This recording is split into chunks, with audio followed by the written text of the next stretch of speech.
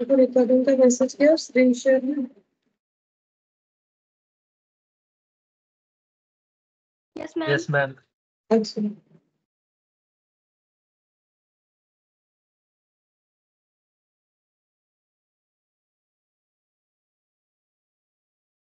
ठीक है, स्टार्ट करते हैं। अच्छा देखिए, लास्ट क्लास में हम लोगों ने क्या कंप्लीट किया था?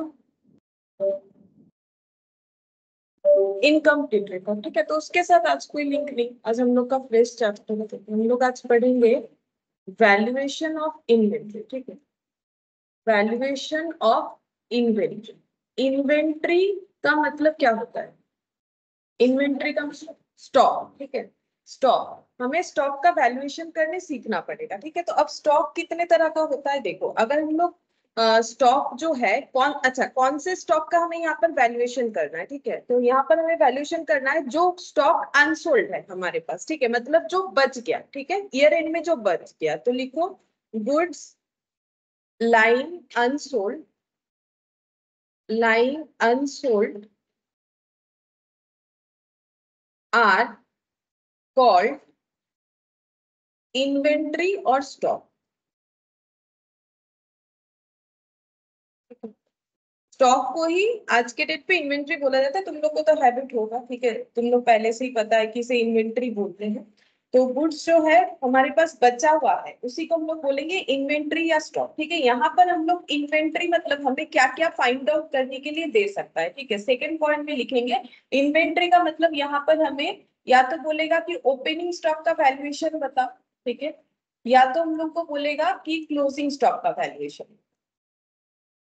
ठीक है, क्लोजिंग स्टॉक, या तो हमें इन्वेंट्री का मतलब यहाँ पर हमें दो चीज फाइंड आउट करने बोलेगा, या तो ओपनिंग स्टॉक का वैल्यूएशन बता दो या फिर क्लोजिंग स्टॉक का वैल्यूएशन बता। ठीक है, अच्छा, और मतलब ये हम चीज लिख पा रहे कि हमें इस चैप्टर में करना क्या है। और इन्वेंट्री कैसे वैल्यूएशन होता है ये तुम लोग को पता है, लेकिन अब याद है कि नहीं नहीं पता। जैसे अगर तुम लोग कभी फाइनल अकाउंट्स पढ़ते हो तो दो स्टॉक का वैल्यू रहता है, तो वहां पर क्या करते हो, कॉस्ट और NRV which ever is lower, ऐसा पढ़े हो तुम लोग। ठीक है, 11 से तुम लोग फाइनल अकाउंट्स करते हो तो ये चीज रहता है। ये एक्चुअली AS2 जो है, AS2 का मतलब होता है अकाउंटिंग स्टैंडर्ड 2। ठीक है, अकाउंटिंग स्टैंडर्ड क्या होता है, अकाउंट्स का गाइडलाइन। कौन इशू करता है, ICAI। ठीक है, ICAI ने सब AS जो है इशू कर रखा है। 29 AS होता है, जिसमें से AS2 हमें यहाँ पर ये जो हम लोग वैल्यूएशन अभी सीखेंगे ना, हम बोलेंगे ना ऐसा करना है वैसा करना है, हम जो भी रूल्स बोलेंगे, मेरा रूल्स नहीं है, किसका रूल्स है, AS2 का। ठीक है, ये जो तुम लोग रिकॉर्ड करते हो ना, कॉस्ट और NRV which ever is lower, ये तुम लोग कहां से रिकॉर्ड करते हो, ये AS2 में बोला हुआ है, अकाउंटिंग स्टैंडर्ड 2, जो कि हमें इन्वेंट्री के बारे में बताता है। तो लिखो inventories are value at cost और एनआरवी। एनआरवी का मतलब होता है नेट रियलाइजेबल वैल्यू। कॉस्ट और NRV that is net realisable value, net realisable value whichever is lower, whichever is lower. ठीक है, और ये हमें कौन बताता है, ये हमें AS2 यानी अकाउंटिंग स्टैंडर्ड 2 जो है वो हमें बताता है। ठीक है, इन्वेंट्रीज आर वैल्यूड कॉस्ट और NRV whichever is lower. Cost का मतलब क्या होता है, कॉस्ट का मतलब होता है कि जिसको हिंदी में हम क्या बोले, हिंदी में जिसको बोलते हैं लागत, और बांग्लाते যেটাকে আমরা বলতে পারি ব্যয়। ঠিক আছে, व्यय बोलते हैं। ठीक है, और हिंदी में लागत बोलते हैं। ठीक है, तो हिंदी में लागत बोलते हैं, मेरा हिंदी चलो लागत शायद लिख दिया होगा मैंने, ठीक पता नहीं। ठीक है, हिंदी वाले बता सकेंगे। तो जो भी हो, तो लागत जो है या फिर যেটাকে আমরা ব্যয় बोली, ये क्या है, कॉस्ट का मतलब है कि अगर हम लोग कोई भी चीज परचेस करने जा रहे हैं, चाहे हम लोग बिजनेस कर रहे हैं। ठीक है, तो मान लो हम लोग को बिजनेस करना है, मान लो ये की रिंग का बिजनेस करते हैं, तो की रिंग खरीद के लाना पड़ेगा। ठीक है, तो हम लोग जो परचेस करके लेके आएंगे, तो हमारे पॉकेट से जो कैश का आउटफ्लो होगा उसको परचेस करने के लिए, क्योंकि बिना परचेस किए तो बेच नहीं सकते हैं। तो ये কষ্ট খরচা নয় ওটা, আমরা এটাকে আমরা খরচা বলতে পারি না। খরচা অ্যাকচুয়ালি খরচা মানে কি, যেটার পরিবর্তে আমি কিছু পাবো না। ঠিক আছে, সেটাই আমার খরচা, মানে আমি ওটার বদলে আর কিছু পেলাম না। দেখো এমনিতে সবকিছু গিভ এন্ড টেক, তুমি বাসে করে যে আসছো তুমি খরচা ঠিকই বলছো, কিন্তু বাসওয়ালাও তো তোমাকে কিছু দিচ্ছে, সার্ভিস তো দিচ্ছে না। তো এক্সপেন্স আর কস্টের মধ্যে একটু ডিফারেন্স হয়। এক্সপেন্স মানে হচ্ছে যে যেটা তুমি বলছো খরচা, আর ব্যয় মানে হচ্ছে যেটার বদলে আমি ডেফিনেটলি কিছু না কিছু রিটার্ন নেবো, ঠিক আছে। বাসওয়ালা তুমি যে টাকাটা দিলে তার বদলে যতটুকু দেবে সেটাই देवे, কিন্তু তুমি তার থেকে एक्स्ट्रा কিছু নিতে पारবে না। बट कॉस्ट का मतलब क्या होता है? कॉस्ट का मतलब इसको बेच के मुझे कुछ रिटर्न मिलेगा, मुझे प्रॉफिट, बस में चढ़ के मुझे प्रॉफिट लॉस नहीं मिलने वाला। मैंने उसको जितना पैसा दिया वो मुझे उतना सर्विस दे देगा, उतना सा ही देगा जितना देना पड़ेगा। अब वो कैसे डिसाइड करता है? वो भी तो हमें जब हम लोगों से टिकट का जो भाड़ा लेता है, ठीक है, वो भी तो उसमें कॉस्ट प्लस प्रॉफिट जोड़ के लेता है कि उसका बस इतना दूर चल के आने में क्या खर्चा होता है, वो सबको जोड़ के कॉस्ट निकालता है, प्लस प्रॉफिट लगा के पैसेंजर से टिकट बोलता है अब कितने दूर जाएंगे उसके ऊपर डिपेंड करता है, ठीक है। तो वो रिटर्न कमा रहा है, लेकिन हम लोग थोड़ी ना रिटर्न कमा रहे हैं। हम लोग के लिए वो क्या है? एक्सपेंस है। लेकिन अगर किसी चीज पे हम लोग रिटर्न कमा पा रहे हैं तो उसको हम लोग क्या बोलेंगे? कॉस्ट। बिजनेस में जब हम लोग पैसा लगा रहे हैं तो ये हम लोग का क्या हो गया? कॉस्ट हो गया, ठीक है। तो कॉस्ट का मतलब हो गया कि जैसे मान लो मैंने ये की रिंग खरीद लिया, ठीक है, अब मान लो 10 रुपए करके मैंने 1000 पीस खरीद लिया बेचने के लिए, तो ये मेरा कितने का हो गया? 10,000, ठीक है। तो ये 10,000 जो है ये मेरा क्या हो गया? कॉस्ट हो गया, ठीक है। 10,000 को हम क्या बोलेंगे? कॉस्ट। और ये इनकट किए बिना, इस खर्चे को किए बिना हम प्रॉफिट अर्न कर सकते हैं? नहीं, मुझे तो ये खरीदना ही पड़ेगा। या तो हम किसी से खरीद सकते हैं या हम क्या कर सकते हैं? खुद से मैन्युफैक्चर करके भी बेच सकते हैं। अगर मेरा फैक्ट्री है तो हम मैन्युफैक्चर करके भी तो बेच सकते हैं। अगर मैन्युफैक्चर करके बेचते हैं तो हम क्या हो जाएंगे? मैन्युफैक्चरर। और अगर किसी से खरीद के लेके आते हैं, ठीक है, फिर बेच देते, कोई डीलर से लाते हैं फिर बेच देते हैं, तो हम क्या हो जाएंगे? ट्रेडर, ठीक है। अब ट्रेडर का देखो कितने तरीके का स्टॉक हो सकता है, यहाँ पर एक चार्ट बना हुआ है, यहाँ से दिखाते हैं, देखो तुम लोग को मिल जाएगा, ये देखो इन्वेंट्री। इन्वेंट्री देखो, ट्रेडिंग कंसर्न मतलब जो ट्रेड वाला काम करते हैं उनके लिए ट्रेडेड गुड्स, ठीक है। ट्रेडेड गुड्स मेरा ये वाला था, मुझे अगर मान लो ऐसा पेन बेचना है तो मेरा ट्रेडेड गुड, हम मार्केट से जा रहे हैं ऐसा पेन खरीद के लेके आ रहे फिर बेच रहे, ये मेरा क्या हो गया? ट्रेडेड गुड्स हो गया। लेकिन अगर हम मैन्युफैक्चरर, ठीक है, मुझे ये पेन बना के बेचना है तो मुझे इस पेन बनाने का क्या लाना पड़ेगा? Raw material. तो रॉ मटेरियल मेरा क्या हो जाएगा? ये भी मेरा स्टॉक होगा, ठीक है। अब मेरा ये पेन हमेशा पूरा रेडी हो जाएगा ऐसा तो जरूरी नहीं है। पूरे ईयर में मान लो अगर हम 1000 पीसेस पेन बनाते हैं फॉर एग्जाम्पल, तो ऐसा हो सकता है 700 पीसेस पूरा रेडी है जिसे हम बोल सकते हैं फिनिश गुड्स, और 300 पीसेस मान लो आधा रेडी है। जैसे मान लो ये कैप बना नहीं है, ठीक है, जब तक नहीं बनेगा बिकेगा नहीं, ठीक है। तो इसको हम लोग क्या बोलेंगे? WIP में है, मतलब वर्क इन प्रोग्रेस, ठीक है। वर्क इन प्रोग्रेस में, तो वर्क इन प्रोग्रेस में जो पेन है मतलब आधा बना हुआ पेन, वो भी मेरा क्या है? इन्वेंट्री है, ठीक है। रॉ मटेरियल, इस पेन को बनाने के लिए जो प्लास्टिक का जरूरत है, ठीक है, वो मैंने खरीदा है। और ये इसमें जो नीब लगा हुआ है ये भी मान लो अलग अलग आता होगा पार्ट्स में, जिसको जोड़ जाड़ के मैन्युफैक्चर करके हम लोग पेन बनाते हैं। तो मेरा रॉ मटेरियल भी स्टॉक है, ठीक है। मेरा आधा बना हुआ पेन वो भी मेरा स्टॉक है, जो मेरा पेन पूरा बन गया वो भी मेरा स्टॉक है। स्टोर्स एंड स्पेयर्स भी मेरा स्टॉक है। स्टोर्स एंड स्पेयर्स का मतलब क्या होता है? जिस फैक्ट्री में, जिस मशीन में मान लो ये पेन बना रहे हैं, उस मशीन को स्मूथली रन करवाने के लिए मुझे क्या चाहिए होगा? ऑयल, ग्रीस या फिर छोटे छोटे टूल्स वगैरह चाहिए होता है जिससे वो मशीन इजीली ऑपरेट कर सकता है, वो भी मुझे स्टोर करके रखना पड़ता है। तो वो स्टोर एंड स्पेयर्स भी क्या होता है? इन्वेंट्री होता है। और पैकिंग मटेरियल, पैकिंग मतलब जो है प्राइमरी पैकिंग, ठीक है, नॉट सेकेंडरी। प्राइमरी पैकिंग और सेकेंडरी में फर्क क्या है? प्राइमरी पैकिंग का मतलब होता है जिसके बिना हम लोग इस चीज को मतलब एक जगह से दूसरी जगह लेके नहीं जा सकते। जैसे मान लो मार्केट में ऑयल खरीदने जाओगे, या तो वो प्लास्टिक के बॉटल में दे सकता है, ग्लास के बॉटल में दे सकता है, या फिर पाउच में दे सकता है। बिना इस पैकिंग के क्या हम लोग उसको इधर से उधर कर सकते हैं? नहीं। तो हर एक प्रोडक्ट का क्या हो सकता है? एक प्राइमरी पैकिंग हो सकता है, ठीक है। तो अगर प्राइमरी पैकिंग का जो पैकिंग मटेरियल है, सेकेंडरी पैकिंग क्या होता है? चीजों को अट्रैक्ट बनाने के लिए अगर हम लोग उसको बहुत ज्यादा अच्छे तरीके से पैक करते हैं जिसका जरूरत नहीं था लेकिन बहुत सुंदर से पैक कर दिया, दैट इज क्या होता है? Secondary packing. वो हम लोग का यहाँ पर नहीं बताया जा रहा है। AS2 ने हमें कौन कौन से चीजों को बोला है? देखो AS2 हमें बोल रहा है कि अगर आप मैन्युफैक्चरर हो तो आपको किस तरह का जो है स्टॉक हो सकता है? Raw material, WIP, finish goods, store and spheres, packing material. और अगर आप ट्रेडर हो तो आपका ट्रेडिंग गुड्स जो आप खरीद के लेके आते हो और दूसरे को बेच देते हो प्रॉफिट लगा के, ठीक है। तो यहाँ पर ये पॉइंट का मतलब आई होप समझ में आया होगा, ठीक है। अच्छा, अब देखो यहाँ पर हम लोग ये जो पढ़ रहे थे हम लोग को, लेकिन कैलकुलेट करके क्या देना है? हम लोग को कैलकुलेट करके देना है कि अगर हमारे पास किसी भी तरीके का स्टॉक बचता है, चाहे हम लोग मैन्युफैक्चरर हो चाहे हम लोग ट्रेडर हो, हमें यहाँ पर उस बात पे ज्यादा ध्यान देने का जरूरत नहीं, वो क्वेश्चन पढ़ने से ही समझ जाओगे।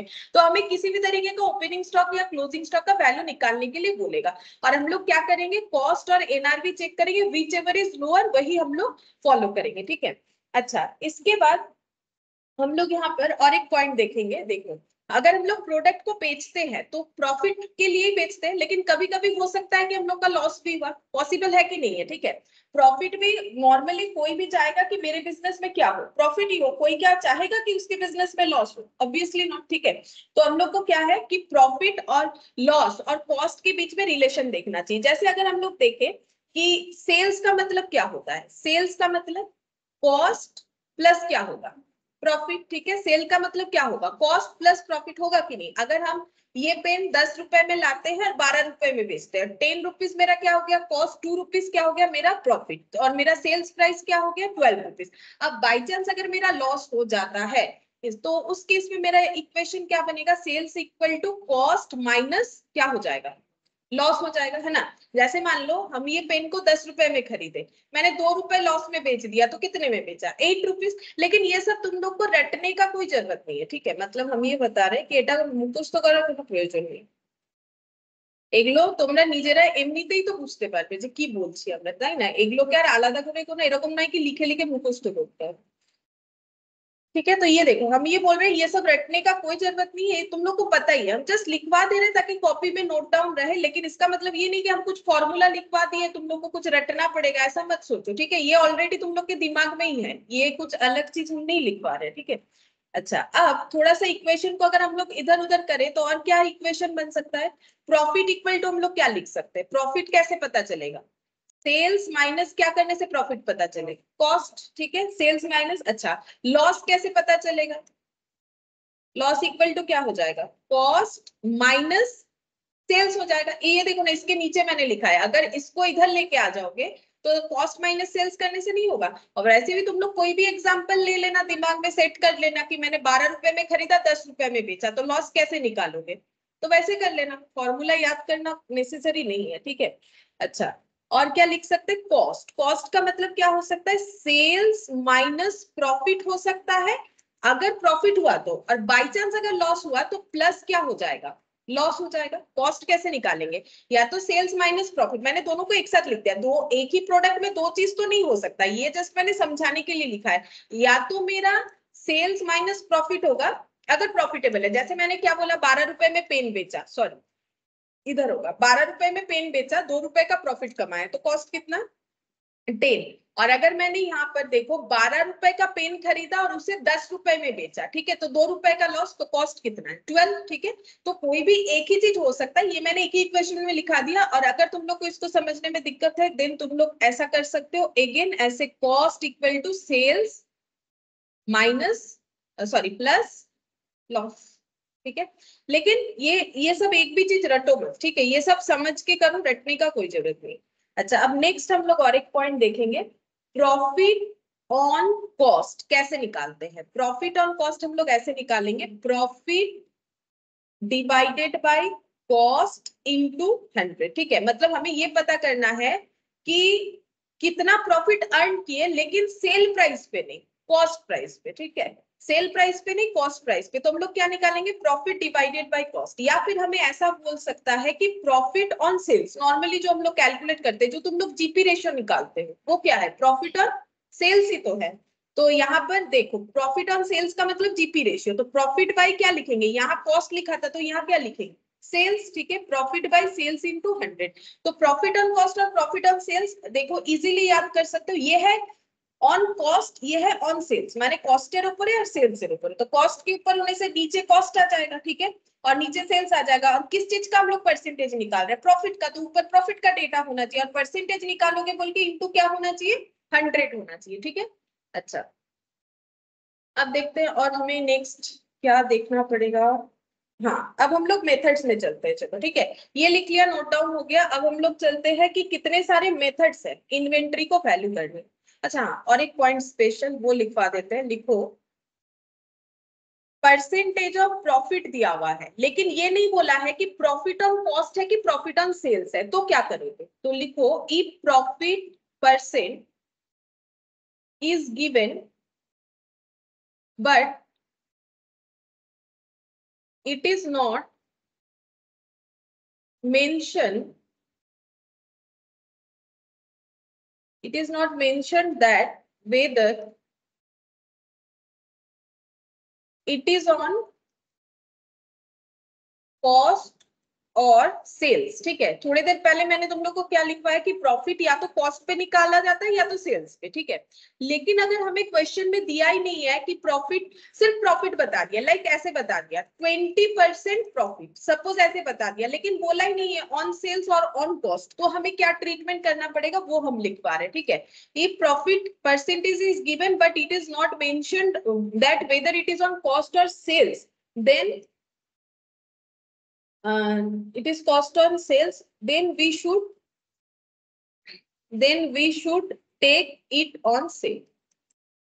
ये हमेशा हमें मान लेना है कि कुछ नहीं बोला है तो क्या बोला है, जीपी रेशियो। ठीक है, कुछ नहीं बोला है जीपी रेशियो, जीपी रेशियो मतलब वही सेल्स का। ठीक है, जीपी रेशियो मतलब सेल्स के ऊपर जो हम लोग रेशियो निकालते हैं। अच्छा, अब हम लोग सीखेंगे कि वैल्यूएशन ऑफ इन्वेंट्री में हमें कौन कौन से मेथड करने। तो हेडिंग करो वैल्यूएशन ऑफ इन्वेंट्री बोलते हैं, वैल्यूएशन ऑफ इन्वेंट्री। क्या क्या मेथड हमें फॉलो करना है इन्वेंट्री के वैल्यूएशन को। तो मेनली दो तरीके का मेथड होगा, एक है हिस्टोरिकल कॉस्ट मेथड,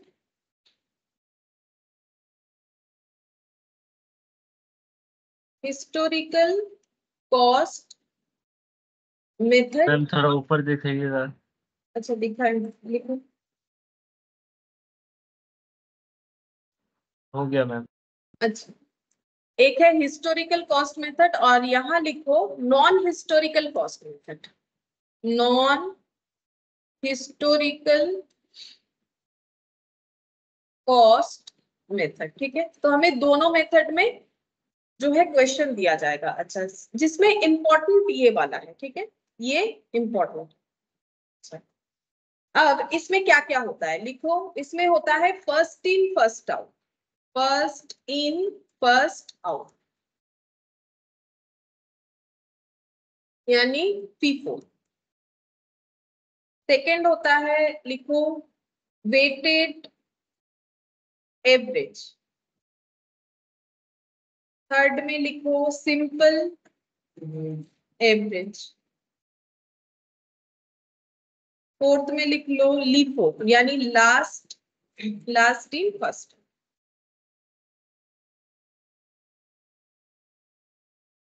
लीफो। ठीक है, और इसके अंदर जो मेथड होता है उसका नाम है adjusted selling price method, adjusted selling price method. ठीक, और क्वेश्चन हम लोग का इसी के बेसिस पे ज्यादा आता है, यही ज्यादा इंपॉर्टेंट है।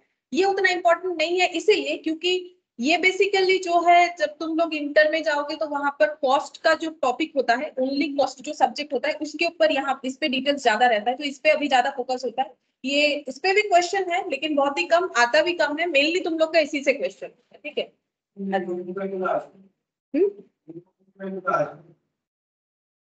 খুব কম, আমি তো কোনোদিন দেখিনি আসে এলে অ্যাডজাস্টেড সেলিং প্রাইসই আছে, খুব কম আছে people।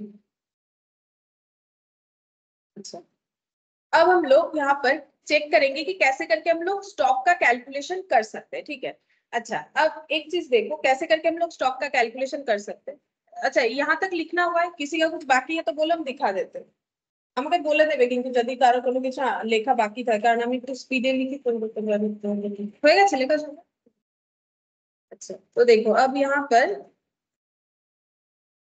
जैसे मान लो कोई भी एक ईयर ले लेते हैं। ठीक है, कोई भी एक अकाउंटिंग ईयर ले लेते हैं जो कि नॉर्मली स्टार्ट कहाँ पर कर सकते हैं, कोई भी डेट ले लो, 1 अप्रैल स्टार्ट करते हैं, 1 अप्रैल 2000 मान लो 23 और 31 मार्च 2024 आया नहीं है, चलो कोई बात नहीं मैंने लिख दिया। ठीक है, 31 मार्च 2024 को ईयर एंड होगा। ठीक है, अच्छा अब देखो यहाँ पर स्टार्टिंग में किसी के पास क्या रह सकता है, क्या किसी के पास ओपनिंग स्टॉक रह सकता है, चाहे वो मैन्युफैक्चरर हो चाहे वो ट्रेडर हो, कोई भी हो उसके पास ओपनिंग स्टॉक रह सकता है।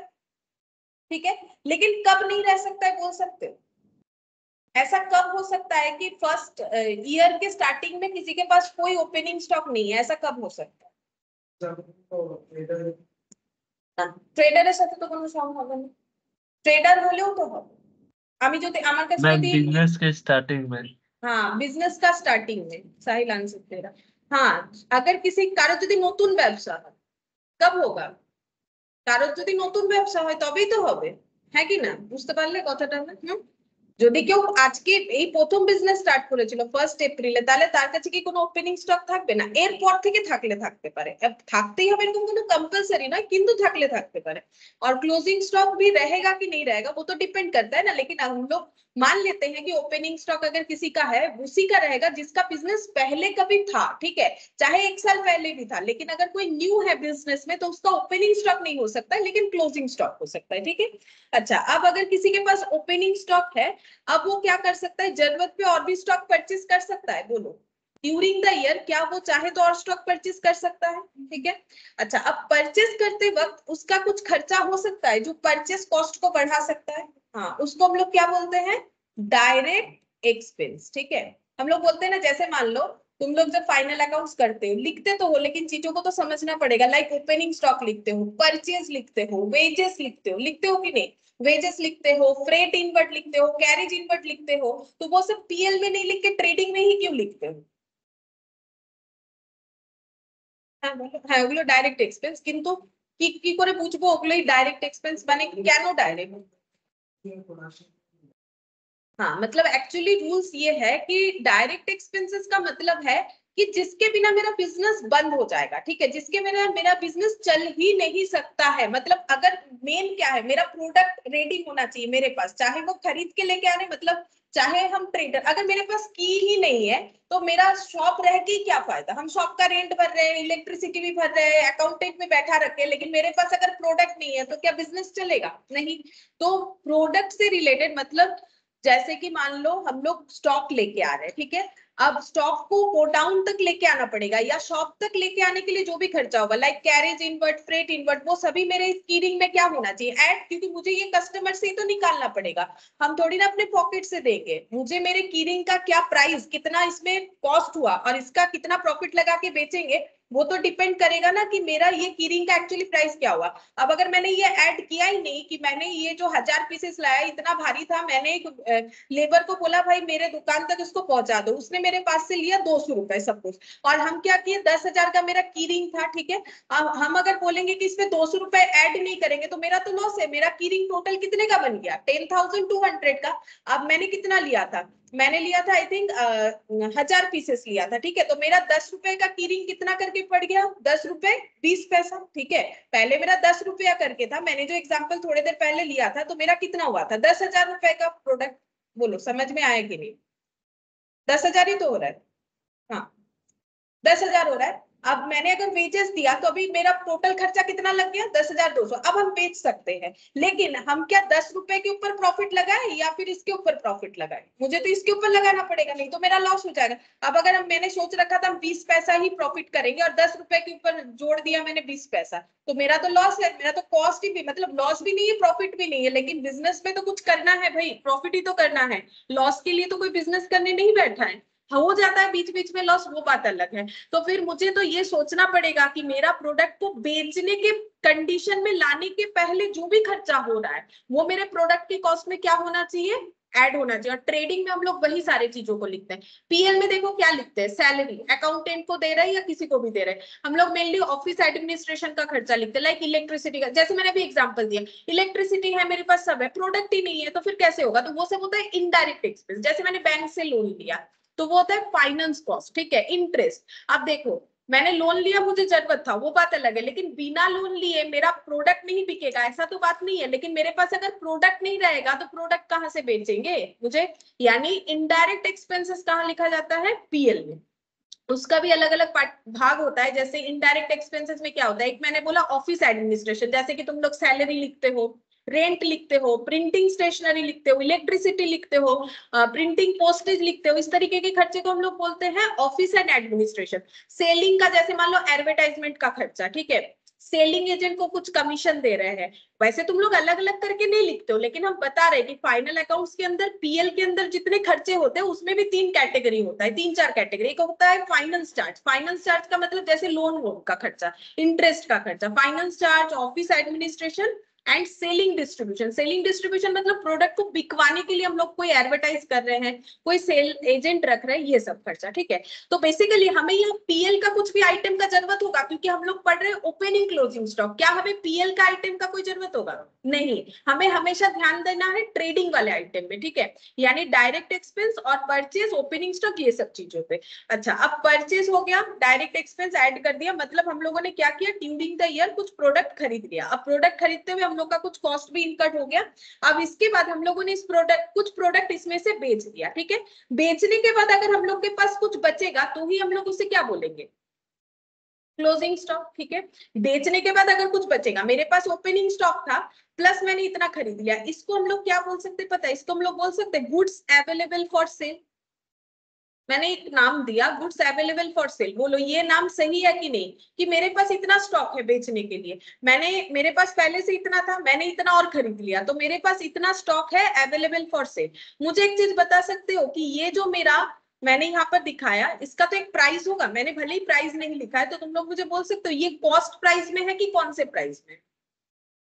कॉस्ट प्राइस में। ऑब्वियसली ये तो वो खर्चा है ना जो मैंने खर्चा करके मेरे पास ये प्रोडक्ट मैंने अवेलेबल किया है, तो गुड्स अवेलेबल फॉर सेल मेरे पास कौन से प्राइस में दिखेगा? कॉस्ट प्राइस में। अच्छा, सेल मतलब क्या होता है? सेल मतलब हमें पता है कि कॉस्ट प्लस प्रॉफिट होता है। हम एक बार लॉस को साइड कर रहे हैं, क्योंकि देखो लॉस के लिए कोई बिजनेस नहीं करता है, ठीक है, हम लॉस को साइड कर रहे हैं।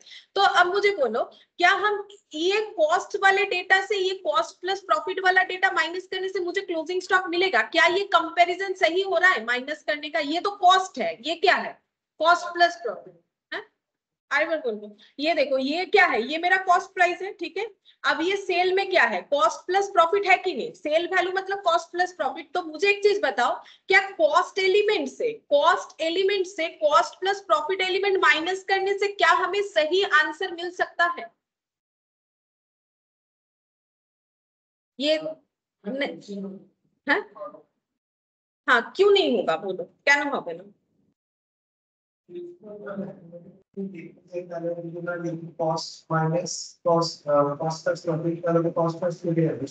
प्रॉफिट থেকে যাবে, ঠিক বলেছো। যদি मैथमेटिकली ठीक बोलेছো, अगर मैथमेटिकली भी देखो cost minus cost plus profit का अगर तुम लोग इक्वेशन बनाते हो, तो अगर मैथमेटिकली भी देखो तो कॉस्ट माइनस प्रॉफिट हो जाएगा। हम लोग तो बोल रहे हैं क्लोजिंग स्टॉक निकालेंगे, तो ये तो कॉस्ट कॉस्ट कैंसिल आउट होगी, नेगेटिव प्रॉफिट बन गया, तो क्लोजिंग स्टॉक तो निकलेगा नहीं। ये तो क्या मैथमेटिकली।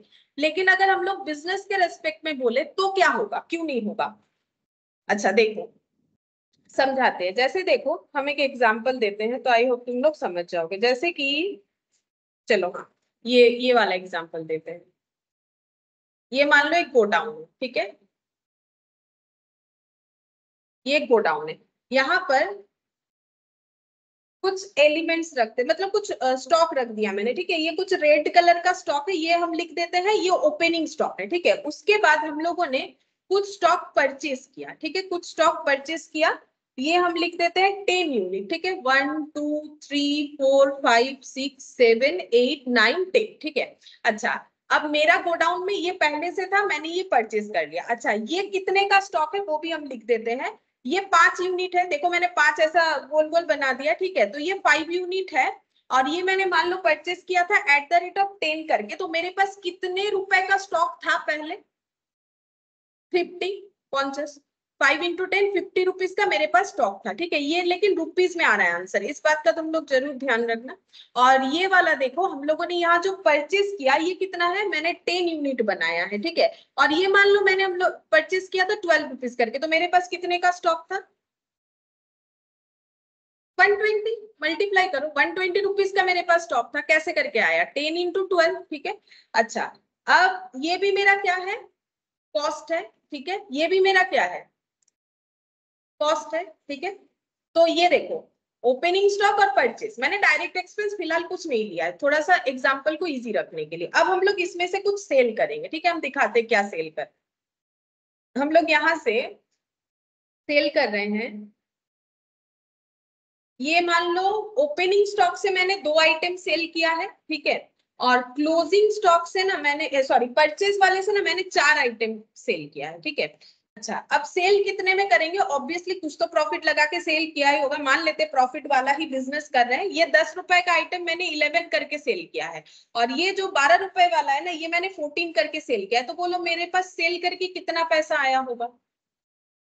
বলো সেল করে কত টাকা পেয়েছি আমি? এই লাল রেড কালারের গুলো 11 করে আর এগুলো হচ্ছে 14 করে সেল করেছি। এটা চারটে, এটা দুটো, আলাদা আলাদাই বলো। হ্যাঁ এগুলো বলো 22। হ্যাঁ 56। हाँ 22 और 56, ठीक है। देखो सिंपल है, ये दो आइटम बेचा है हम लोगों ने 11 रुपीज करके, तो कितना पैसा मिला होगा? 22 रुपीज, ठीक है। और ये आइटम हम लोगों ने 4 सेल कर दिया, और कितना करके किया? मैंने 14 लगाया है, ठीक है। तो ये कितना हो जाता है? 56 रुपीज, ठीक है। अच्छा, अब प्रॉफिट बता दो, प्रॉफिट कितना है पर एलिमेंट पे, ठीक है। मतलब हम ये कहना चाह रहे हैं एक एक यूनिट बेच के कितना प्रॉफिट हुआ है। ये देखो, ये 10 रुपए का चीज 11 रुपए में बेचते हैं, तो प्रॉफिट कितना है इसमें? एट द रेट ऑफ 1 करके, एट द रेट मतलब एक यूनिट पे 1 रुपया, ठीक है। और इसमें कितना है? 12 का 14, तो 2 करके, ठीक है। तो टोटल प्रॉफिट भी निकाल लेते। कितना आइटम बेचा था? 2 आइटम, तो इसमें कितना प्रॉफिट अर्न किया? 2 रुपीज। एक में तो 1 रुपीज का प्रॉफिट है, तो 2 आइटम में 2 रुपीज का प्रॉफिट। और यहाँ पर 4 आइटम में कितना? 8 रुपीज का प्रॉफिट। तो टोटल प्रॉफिट कितना? 10 रुपीज। टोटल सेल्स वैल्यू कितना? 78 रुपीज, ठीक है।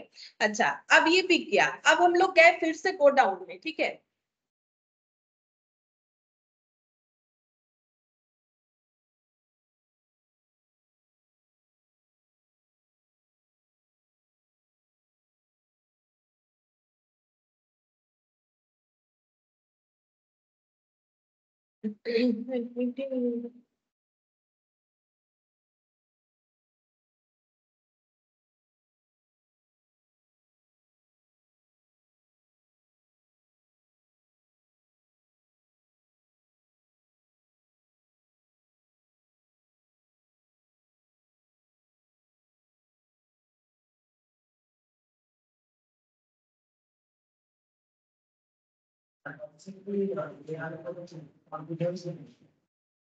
বললো তোমার অসুবিধা নেই, কারণ তুমি তো ডিসেম্বরে দেবে, তোমার এটাই স্টার্টিং থেকে ধর।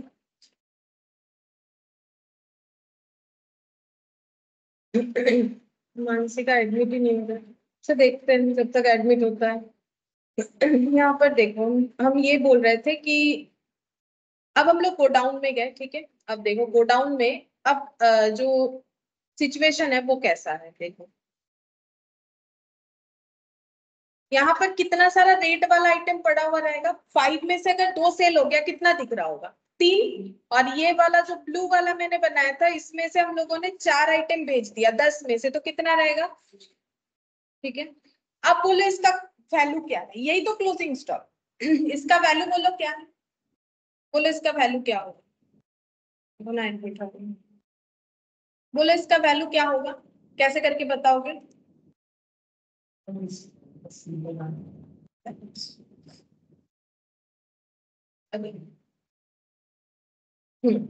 बोलो कितना होगा? ये कितने रुपए का स्टॉक पड़ा हुआ है, कैसे फाइंड आउट करोगे?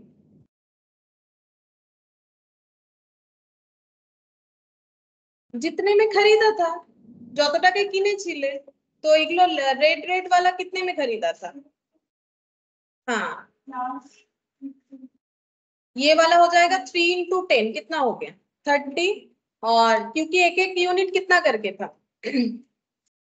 हाँ, और ये वाला कितना था? 12 करके, 6 इंटू 12 कितना हो जाएगा? 72। अच्छा, तो ये क्या निकल गया? क्लोजिंग स्टॉक का वैल्यू, ठीक है। तो यहाँ पर कैसे करके निकाला तुम लोगों ने क्लोजिंग स्टॉक का वैल्यू? ओपनिंग स्टॉक का कितना वैल्यू था? ओपनिंग स्टॉक का वैल्यू टोटल करके देखो यहाँ पर कितना था, दोनों को मिला के करते हैं। ओपनिंग स्टॉक कितना था? 50 रुपीज, ठीक है। ओपनिंग स्टॉक प्लस परचेज कितना हुआ? 120 रुपीज, ठीक है। अच्छा, तो टोटल कितना हो गया?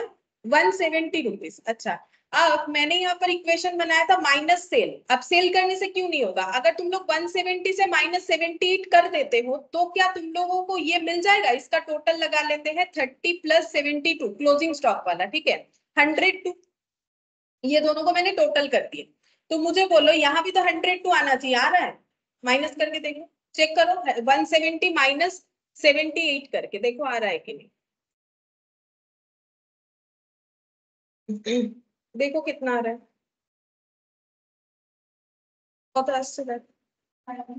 92 तो गलत आ रहा है। क्यों गलत आएगा?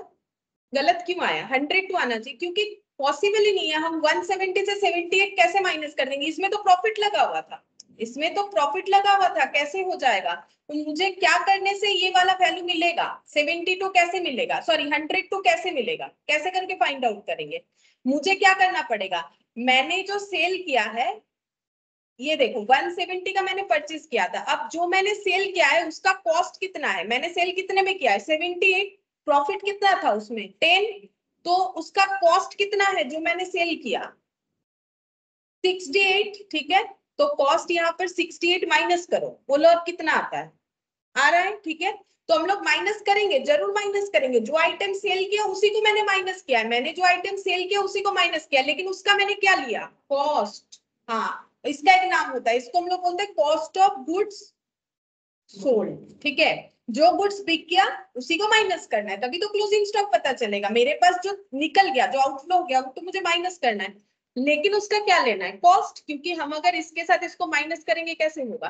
तो मुझे ये सेल लेने से नहीं चलेगा, इसके जगह मुझे क्या लेना पड़ेगा? Cost of goods sold. ठीक है, मुझे क्या लेना पड़ेगा? Cost of goods sold. और देखोगे तुम लोग ट्रेडिंग में यही करते हो, बचपन से इतना ट्रेडिंग अकाउंट बनाए हो तुम लोग, लेकिन लग रहा है तुम लोग कुछ नया किए हो। नहीं, कुछ भी नया नहीं किए हो। इस पूरे क्वेश्चन को हम ट्रेडिंग में कर देते हैं ट्रांसफर। ओपनिंग स्टॉक कुछ भी नया नहीं किया। ओपनिंग स्टॉक कितना है? ये देखो 50 रुपीज का, ये रेड वाला ओपनिंग स्टॉक था। तो तुम लोग ऐसे रहता है ट्रायल बैलेंस पे देख के लिख देते हो, फिर क्या लिखते हो? To purchase. परचेज कितने का किया हम लोगों ने? 120। तो फिर तुम लोग ऐसे लिख देते हो यहाँ पर कितना? 120। ठीक है, बाई क्या लिखते हो? सेल्स। बोलो सेल्स कितने का हुआ था? हाँ, सेल 78 है, 70। और प्रॉफिट 10। ठीक है, सेल कितना हुआ था? 78। यहाँ पर क्या लिखते हो? जीपी। ठीक है, कितना लिखोगे? 10। ठीक है, अच्छा, और इसके बाद क्लोजिंग स्टॉक लिखते हो। नॉर्मली ये सब दिया हुआ रहता है क्वेश्चन में, जीपी का परसेंटेज तुम लोग कैलकुलेट कर लेते हो। हम एकदम सिंपल सा फाइनल अकाउंट्स का बात कर रहे हैं, कभी कभी दूसरा जीपी भी निकालने पड़ सकता है। क्लोजिंग स्टॉक नॉर्मली दिया हुआ रहता है, जीपी निकालते हैं।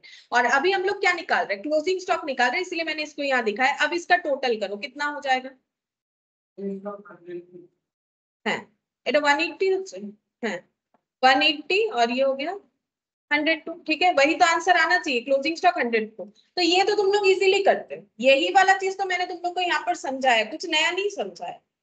नया कुछ भी नहीं, ये तुम लोग करते ही रहते हो, लेकिन बात इतना है कि समझ के करना पड़ेगा। यही बस प्रोफेशनल कोर्स का यही है, इसी चीज को समझना पड़ेगा। ये सिर्फ फॉर्मेट करके करने वाला चीज नहीं है। ठीक है, फॉर्मेट करके तो कर दोगे, लेकिन उससे हम लोग इस तरीके के कोर्सेज को मतलब नहीं पास कर पाएंगे। ठीक है, तो तुम लोग को समझ के करना पड़ेगा, जो भी लिख रहे हो, जो भी कर रहे हो। नहीं तो देखो ना, ये क्या तुम लोग को नहीं पता था? पता ही था, लेकिन अगर हम लोग थोड़ा सा इसमें डेप्थ में जाके समझते हैं तो यहाँ पर ही आंसर हमें आ जाना चाहिए कि ये सेल की जगह फिर क्या होना चाहिए। ठीक है, जो भी हो। तो अब हम लोग यहाँ पर समझ गए कि कैसे करके हमें कैलकुलेट करना है। अब यहाँ पर हमें नॉर्मली बोलेगा क्या, क्लोजिंग स्टॉक को कैलकुलेट करने या ओपनिंग स्टॉक को? अच्छा, क्लोजिंग स्टॉक कैलकुलेट करने का देखो फॉर्मूला बन ही गया। Opening stock plus purchase plus direct expense minus cost of goods sold करने से क्या आएगा? क्लोजिंग स्टॉक आएगा।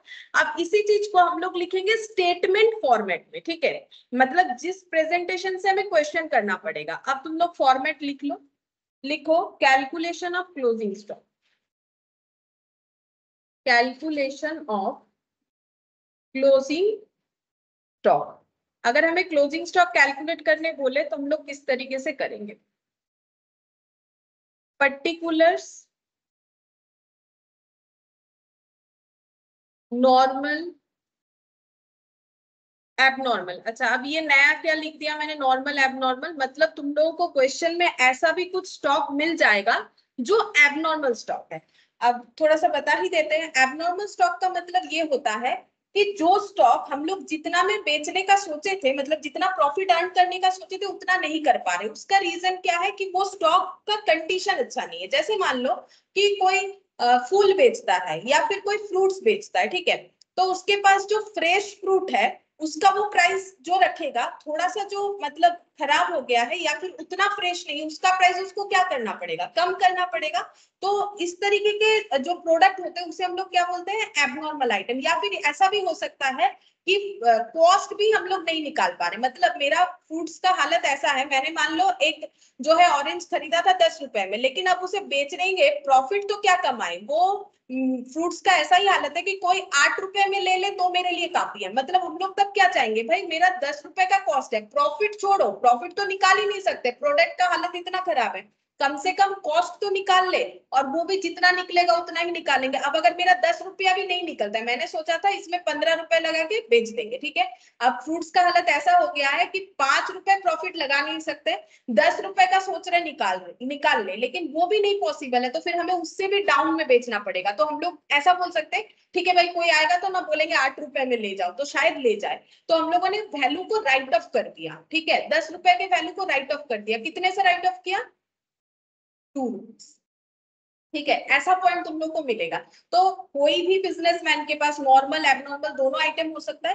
क्वेश्चन में जब नॉर्मल एबनॉर्मल दोनों चीज रहेगा, हम लोग उसे अलग रखेंगे। क्यों रखेंगे, उसका रीजन क्या है, नॉर्मल पे जो प्रॉफिट परसेंटेज हम लोग कमाएंगे, क्या एबनॉर्मल में उतना कमा सकते हैं, नहीं, ठीक है, या तो एबनॉर्मल में लॉस होगा या फिर एबनॉर्मल पे उतना प्रॉफिट नहीं होगा जितना हम लोगों ने सोचा था, ठीक है। जैसे 10 रुपए में हम लोगों ने सोचा था कि इसका ऐसा हालत है कि हम लोग 10 रुपए में बेच दे तो चलेगा, अब हम लोगों ने क्या सोचा, 8 रुपए में बेच देंगे, ठीक है, लेकिन कोई आके इसे 10 रुपए में ही लेके चला गया सपोज, ठीक है, ये मेरे दिमाग में था कि 8 रुपए में बेचेंगे, लेकिन पहले मैंने ऑफर किया कि 10 रुपए में ले लीजिए, अब वो बोला ठीक है हम ले लेंगे, तो हम लोग का क्या हो गया पता है, अब प्रॉफिट हो गया, क्योंकि मैंने क्या सोच लिया था कि हम 8 में बेच पाएंगे। मैंने इसका वैल्यू कैसे कर दिया था, वैल्यूएशन क्या होगा, कॉस्ट और एनआरबी विचएवर इज लोअर। मुझे लगा था कि मेरा कितना रुपए में निकल सकता है ये प्रोडक्ट, 8 रुपए में, ठीक है, मेरा कॉस्ट कितना था, 10 था, ये कॉस्ट था, और ये मुझे लगा कि नेट मुझे इतना रियलाइजेबल हो सकता है, तो कॉस्ट और एनआरबी व्हिचएवर इज लोअर,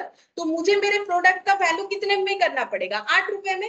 अगर इससे ऊपर बिकता है तो मेरा प्रॉफिट होगा। ऐसा मत सोचो कि मैंने 10 रुपए में खरीदा था तो मेरा 8 रुपए से ये 9 में बिका तो ये मेरा प्रॉफिट या लॉस होगा। मतलब हम फिर से बोलते हैं, देखो मैंने एक प्रोडक्ट 10 रुपए में खरीदा था, मैंने सोचा था 5 रुपए प्रॉफिट लगा के 15 में बेचेंगे, लेकिन प्रोडक्ट ऐसा है कि प्रॉफिट नहीं निकल सकता है। मैंने प्रोडक्ट के प्राइस को कर दिया कम, मैंने क्या कर दिया इसको, मैंने सोचा 8 रुपए में मेरा बिक जाए तो मेरे लिए काफी है। अब मेरा कॉस्ट और एनआरबी, ये मान लो ईयर एंड में हुआ था, ठीक है, अब ईयर स्टार्टिंग हो गया, मेरा जो ओपनिंग स्टॉक है डिफेक्टिव वाला यानी एबनॉर्मल आइटम, ये एबनॉर्मल आइटम है ना, तो कॉस्ट और एनआरबी व्हिचएवर इज लोअर, बोलो मुझे किसमें वैल्यू करना चाहिए, 10 में या 8 में, 8 जो मेरा लोअर है।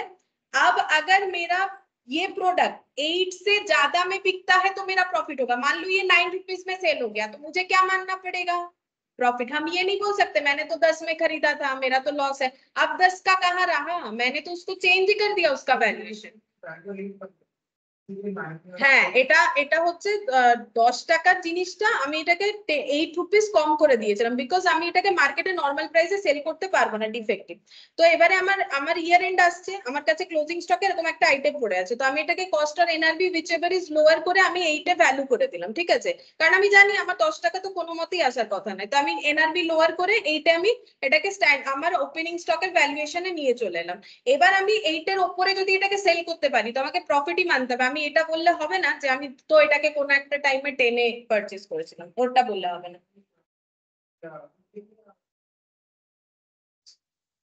হ্যাঁ, এরপরে যখনই আমি এই প্রোডাক্টটা আমার সাথে যতদিন থাকবে, এই প্রোডাক্টটা আমার সাথে যতদিন থাকবে ততদিন এর কস্ট, আর যতক্ষণ আমি এটাকে আবার কোনো চেঞ্জেস করছি, ঠিক আছে। Good evening Sumit. Good evening ma'am. तो ये एबनॉर्मल आइटम बताने के लिए मैंने बोल दिया, ठीक है, कि एबनॉर्मल आइटम का मतलब क्या हो सकता है, बाकी हम लोग क्वेश्चन करेंगे तो समझ में आएगा, ठीक है। अच्छा अब लिखो, अच्छा सबसे पहले देखो क्लोजिंग स्टॉक निकालने के लिए हमें क्या लिखना पड़ेगा, सबसे पहले ओपनिंग स्टॉक, इसी चीज को हम यहाँ पर लिखेंगे, सबसे पहले हम लोग लिखेंगे ओपनिंग स्टॉक, लिखो ओपनिंग स्टॉक। अच्छा, ओपनिंग स्टॉक नॉर्मल एबनॉर्मल अगर इस तरीके से है, मतलब ओपनिंग स्टॉक में कुछ नॉर्मल पार्ट्स भी है एबनॉर्मल भी है, तो दोनों को अलग अलग लिखेंगे, टोटल को यहाँ लिखेंगे, ठीक है। দেখাবো এর মধ্যেই লেখা যাবে। ওপেনিং স্টকে তো লস প্রফিট হবে না, সেলে হবে, আমি দেখাচ্ছি। अच्छा, उसके बाद क्या लिखेंगे, परचेज और डायरेक्ट एक्सपेंस, तो लिखो परचेज। अच्छा, परचेज में ना तुम लोग ब्रैकेट में लिख लो नेट। अच्छा, नेट का मतलब क्या है कि अगर कुछ परचेज रिटर्न हो रहा है तो उसको हम लोग लेस करके करेंगे, ठीक है, क्योंकि ये तो देखो नॉर्मल सा बात है। हम क्या कैलकुलेट करें, क्लोजिंग स्टॉक। अगर मैंने सप्लायर को कोई प्रोडक्ट रिटर्न ही कर दिया था तो वो मेरे क्लोजिंग स्टॉक में क्यों आएगा, नहीं आएगा, तो वो तो मुझे लेस करना ही पड़ेगा। तो नेट का मतलब है परचेज रिटर्न का बात कर रहे हैं, ठीक है।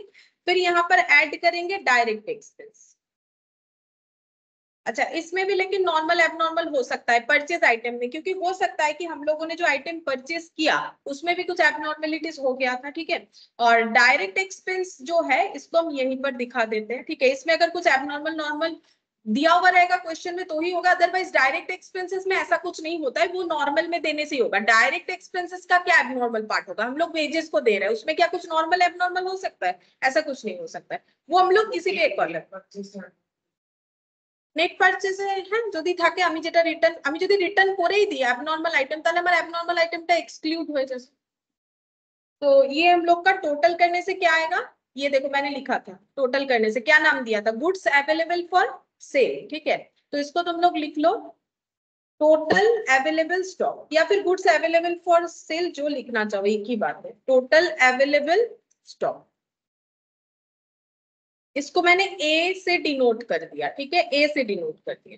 अच्छा, अब हम लोगों को लेस क्या करना पड़ेगा, इसमें से कॉस्ट ऑफ गुड्स सोल्ड, ठीक है, इसमें से क्या लेस करेंगे, कॉस्ट ऑफ गुड्स सोल्ड, तो हम लोग को मिलेगा क्लोजिंग स्टॉक।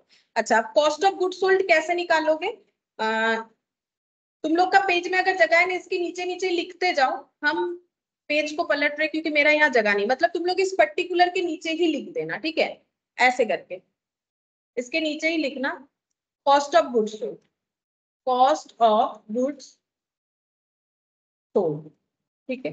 अच्छा, इसके नीचे ऐसे लाइन लगा के, मतलब ये पर्टिकुलर्स के नीचे ही लिखना है कॉस्ट ऑफ गुड्स सोल्ड, उसके नीचे ऐसे लाइन लगा के लिखो सेल्स, इसमें भी ब्रैकेट में लिखो नेट, ठीक है। नेट तो होगा क्योंकि हम लोग क्या निकाल रहे हैं, क्लोजिंग स्टॉक निकाल रहे हैं, तो अगर मेरे कस्टमर ने मुझे कोई सेल्स रिटर्न कर दिया है तो मेरा स्टॉक तो बढ़ेगा, तो मुझे नेट वाला लेना पड़ेगा, ठीक है। अच्छा, फिर यहाँ पर माइनस कर देंगे अगर प्रॉफिट है तो, क्योंकि मुझे क्या चाहिए, गुड्स सोल्ड का क्या चाहिए, कॉस्ट चाहिए, मुझे सेल वैल्यू नहीं चाहिए, तो मुझे प्रॉफिट लेस करना पड़ सकता है। और अगर लॉस है तो लॉस को क्या करना पड़ेगा, ऐड करना पड़ेगा, ठीक है।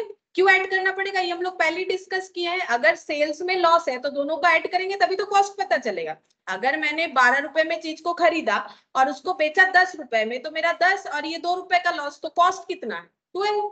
तो अगर लॉस होगा तो मुझे ऐड करना पड़ेगा ना, ये देखो हम लोग पहले डिस्कस कर चुके हैं। अब इसके बाद ये कैलकुलेट करने के बाद जो डेटा आएगा उसको तुम लोग नॉर्मल, एबनॉर्मल और टोटल कॉलम में डालो, नॉर्मल, एबनॉर्मल और टोटल कॉलम में।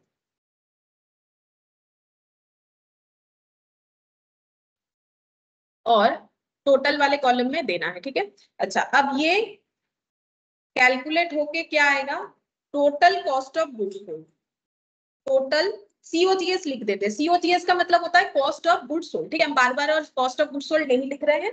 अब हम लोग निकालेंगे क्लोजिंग स्टॉक। क्लोजिंग स्टॉक कैसे निकालोगे, ये बी नाम दे दिया मैंने, ए माइनस बी करने से क्लोजिंग स्टॉक आ जाएगा, देखो ए माइनस बी करने से क्लोजिंग स्टॉक आ जाएगा ना, असबे ना, total stock available for sale, और उसमें से अगर हम लोग ये सीओजीएस माइनस कर देंगे तो हमारे पास क्या आ जाएगा, क्लोजिंग स्टॉक, ठीक है। अच्छा, अब सेम तरीके से हम लोग कैलकुलेट करना सीखेंगे ओपनिंग स्टॉक। अच्छा, ओपनिंग स्टॉक का फॉर्मूला क्या होगा, मतलब ये वाला, तो ओपनिंग स्टॉक कैसे निकालोगे, सिंपल है, ओपनिंग स्टॉक इधर रह जाएगा, ठीक है, क्लोजिंग स्टॉक है इधर, क्या आ जाएगा, माइनस हो जाएगा ये वाला आइटम, ठीक है, परचेज प्लस डायरेक्ट एक्सपेंस, ठीक है, और ये माइनस था, ये इधर हो जाएगा सीओजीएस, ठीक है। ये नॉर्मल है, इसको तुम लोग आसानी से याद रख सकते हो, इसको याद रखोगे तो इसको उलट पलट के लिख लेना इधर उधर करके, तो फिर याद हो जाएगा, इसको रटने का जरूरत नहीं है, मुश्किल होगा रटना।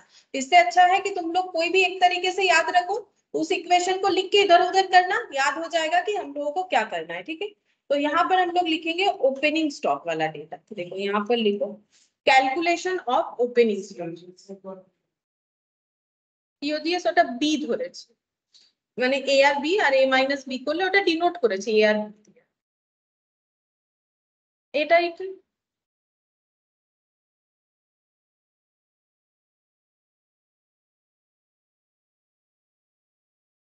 লিখবে।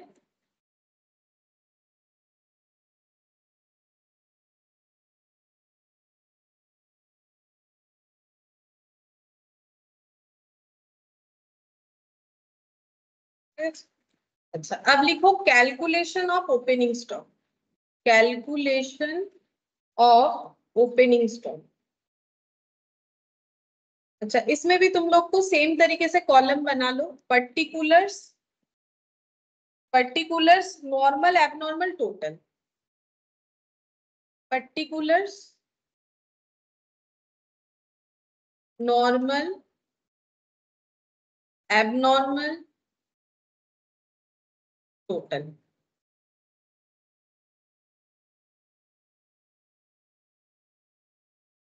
तो इसमें बोलो सबसे पहले क्या लिखना पड़ेगा, क्लोजिंग स्टॉक, ठीक है, क्लोजिंग स्टॉक। अच्छा इसमें ये तीनों में ही लगा दो, अगर एबनॉर्मल हुआ तो लिखेंगे, नहीं हुआ तो नहीं लिखेंगे। फिर ऐड क्या करेंगे, cost of good sold, COGS, ठीक है।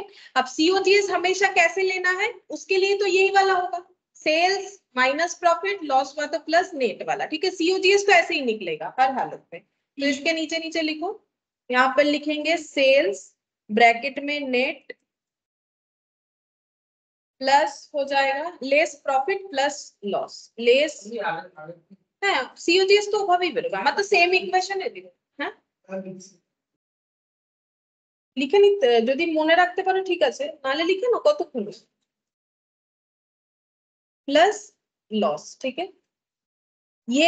ये वाला जो आउटर में आएगा वो हम लोग ऐसे ट्रांसफर कर देंगे, ठीक है। फिर यहाँ से लेस क्या करेंगे, परचेज और डायरेक्ट एक्सपेंस, ठीक है, परचेज और डायरेक्ट एक्सपेंस। थोड़ा छोटा लिखेंगे क्योंकि मेरा यहाँ पर जगह नहीं होगा, फिर से मुझे उधर लिखना पड़ेगा, परचेज और डायरेक्ट एक्सपेंस, परचेज और डायरेक्ट एक्सपेंस, ठीक है। परचेज मतलब ये तीन मैंने लगा दिया, डायरेक्ट एक्सपेंसेस के लिए ये तीन लगा दिया, ठीक है। ये अब तुम लोग बोलोगे कि एबनॉर्मल डायरेक्ट वाला दे दिया, वो ऐसे ही दे दिया है मैंने, ठीक है। तुम लोग चाहो तो इग्नोर कर सकते हो, डायरेक्ट एक्सपेंसेस का नॉर्मल एबनॉर्मल तो कुछ होगा नहीं। और ये जो आंसर आएगा इसको हम लोग क्या बोलेंगे, ओपनिंग स्टॉक, ठीक है। इसको हम लोग बोलेंगे ओपनिंग स्टॉक। तुम लोग अच्छे से प्रेजेंटेशन कर लो, मेरा फिर से मुझे पेज पलटना पड़ेगा बोल के मैंने यहीं पर छोटा छोटा लिख दिया। Closing stock plus COGS minus purchase minus direct expense, जो हम लोगों ने सीखा वही वाला है, ठीक है।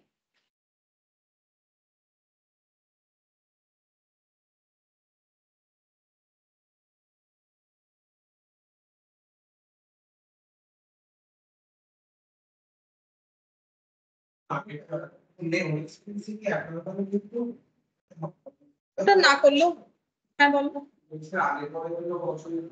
আগে পরে বলতে কোন জিনিসটা বলো,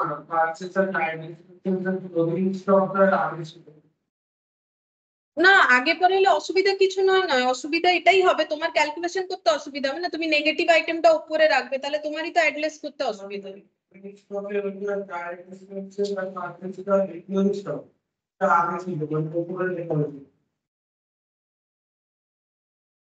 এটা তো ক্লোজিং স্টক, এটা তো ওপেনিং স্টক, এটা তো ক্যালকুলেশন অফ ওপেনিং স্টক, এটা আমরা কিভাবে লিখছি, ওটা তো আগে হবে, এটা তো এইভাবে লিখছি। আর যখন আমি ওপেনিং স্টক বের করবো তখন কি লিখবো, এক্ষুনি তো সেটাই বোঝালাম না। ক্লোজিং স্টক এখানে হয়ে যাবে প্লাস সিওজিএস আর মাইনাস কি হয়ে যাবে, এটা আমি এক্ষুনি তো এটাই বোঝালাম যে তোমাদেরকে এটা আলাদা করে মুখস্থ করতে দরকার নেই, কারণ এটা তো একটু করতে অসুবিধা হতে পারে, এটা একটা করলে এটাকে এদিক ওদিক করে করে নেবে, এটাই তো বললাম। তো ওটাতে তো ওটাই আগে লিখতে হবে আর এটাতে এটাই আগে লিখতে হবে, নাহলে কি করে বেরোবে, আমার তো দুটো আলাদা জিনিস। मुझे तो दो अलग अलग चीज निकालना है, मुझे क्लोजिंग स्टॉक अगर निकालना है मुझे ऐसे लिखना पड़ेगा, और मुझे ओपनिंग स्टॉक अगर निकालना है तो मुझे ये सब आइटम को इधर ट्रांसफर करना नहीं पड़ेगा, इधर तो करना ही पड़ेगा। तो उसी हिसाब से ही मैंने लिखवाया है, ठीक है, ऐसे ही लिखना पड़ेगा। और अगर तुम लोग ये पूछ रहे हो कि ये परचेज को ऊपर लिख दे, क्लोजिंग स्टॉक को नीचे, उसमें तुम लोग कोई दिक्कत होगा? नेगेटिव आइटम ऊपर लिखोगे फिर कैसे ऐड लेस करोगे? तो दिक्कत नहीं होगा उसमें। টোটাল অ্যাভেলেবল বলছি হ্যাঁ বলো কি? টোটাল অ্যাভেলেবল স্টক এখানে তো আমরা ওপেনিং স্টকটা বের করছি, টোটাল অ্যাভেলেবল স্টকটা তাহলে তুমি এখানে তো ওইভাবে বেরোবে না, না ক্লোজিং স্টক প্লাস সিওজিএস এটা মিলিয়ে টোটাল অ্যাভেলেবল স্টক হবে। হ্যাঁ লিখতে পারো কিন্তু এখানে নেসেসারি হচ্ছে না, সেই জন্য আমি আর করিনি, এখানে আমি এভাবে করেছি, তোমরা চাইলে এটাকে লিখতে পারো क्लोजिंग स्टॉक प्लस सीओजीएस ये मिला के हम लोग का होगा टोटल अवेलेबल स्टॉक, है ना? হ্যাঁ এবার বলো তুমি কি বলছো? হ্যাঁ হ্যাঁ ওপেনিং স্টক।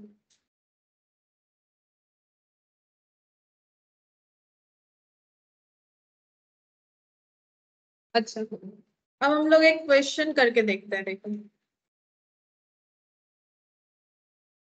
अच्छा हाँ एक चीज तो बताना ही भूल गए, हम लोग ये कौन सा मेथड कर रहे हैं पता है? ये देखो ये वाला एडजस्टेड सेलिंग प्राइस, हम लोग सेलिंग प्राइस को एडजस्ट कर रहे हैं ना, मेनली हम लोग कर क्या रहे हैं, सेलिंग प्राइस से प्रॉफिट या लॉस को एलिमिनेट कर रहे हैं, इसीलिए इसका नाम क्या है, एडजस्टेड सेलिंग प्राइस मेथड, ठीक है।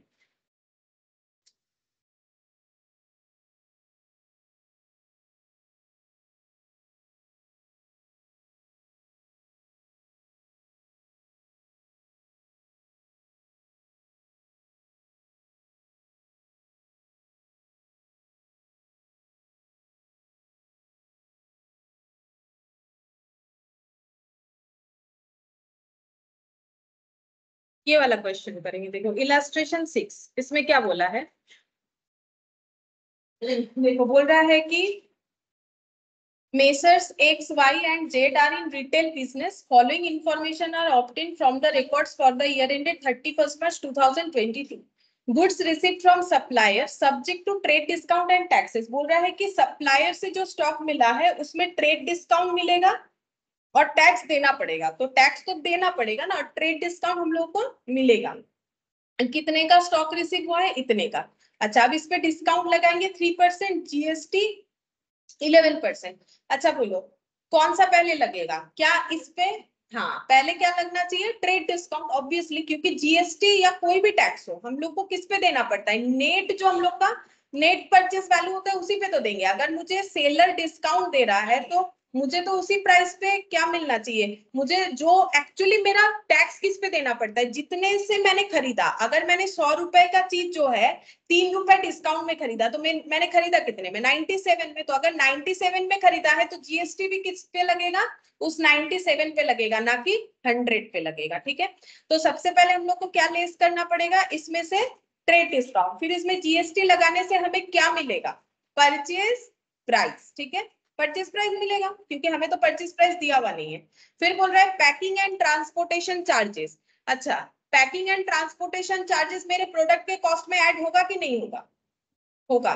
ये क्या है, इसको हम लोग क्या बोलेंगे, इसको हम लोग बोलते हैं डायरेक्ट एक्सपेंस, ठीक है, इसको हम लोग डायरेक्ट एक्सपेंस बोलेंगे।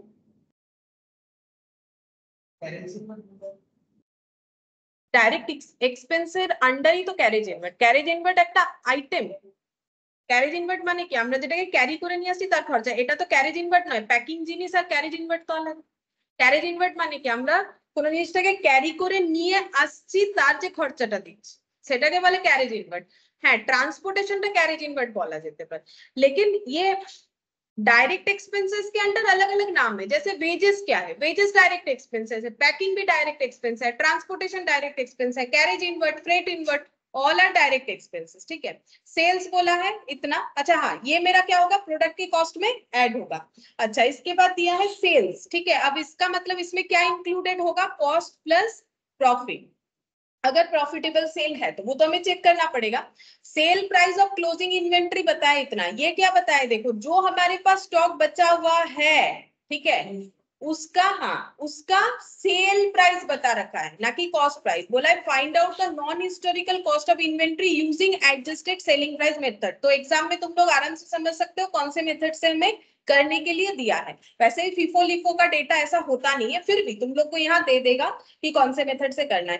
तो क्या निकालना है, कॉस्ट ऑफ इन्वेंट्रीज। तो कौन सा कॉस्ट निकलेगा, कौन सा इन्वेंट्री का निकलेगा, क्लोजिंग की ओपनिंग? पूरा क्वेश्चन पढ़ के क्या लगा, क्लोजिंग। ओपनिंग कहाँ है, ओपनिंग तो कुछ दिया ही नहीं है, तो क्या निकलेगा, क्लोजिंग स्टॉक। अच्छा, अगर मुझे क्लोजिंग स्टॉक का वैल्यू निकालना है तो दिमाग में ये चलाओ, opening stock plus purchase minus मतलब डायरेक्ट एक्सपेंस जो भी होगा, जो मैंने छोटा सा तुम लोग को एग्जांपल दिया था, माइनस सीओजीएस करने से मेरा क्या निकलेगा, क्लोजिंग स्टॉक निकलेगा। ओपनिंग स्टॉक मेरे क्वेश्चन में है ही नहीं, छोड़ो।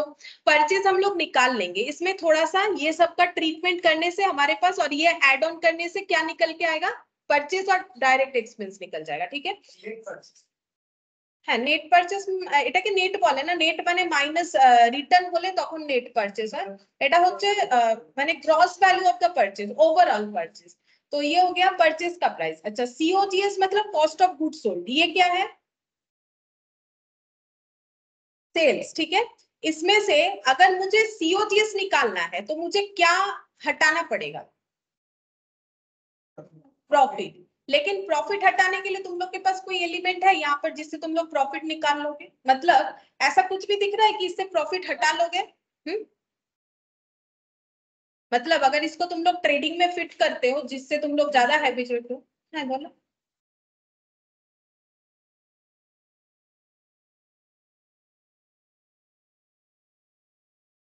হ্যাঁ বলো কি বলছো রিপোর্ট। তার সাথে কি সঙ্গ আছে, আমাকে তো প্রফিটটা বের করতে হবে। प्रॉफिट बोलो কিভাবে বের হবে, देखो सेल्स, देखो सिंपल, तुम लोग जिससे हैबिचुएट हो तुम लोग उसी पे कंसंट्रेट करके भी क्वेश्चन कर सकते हो, लेकिन ये वहां चलेगा नहीं, मतलब ये रफली कर सकते हो। सेल्स में कितना लिखोगे,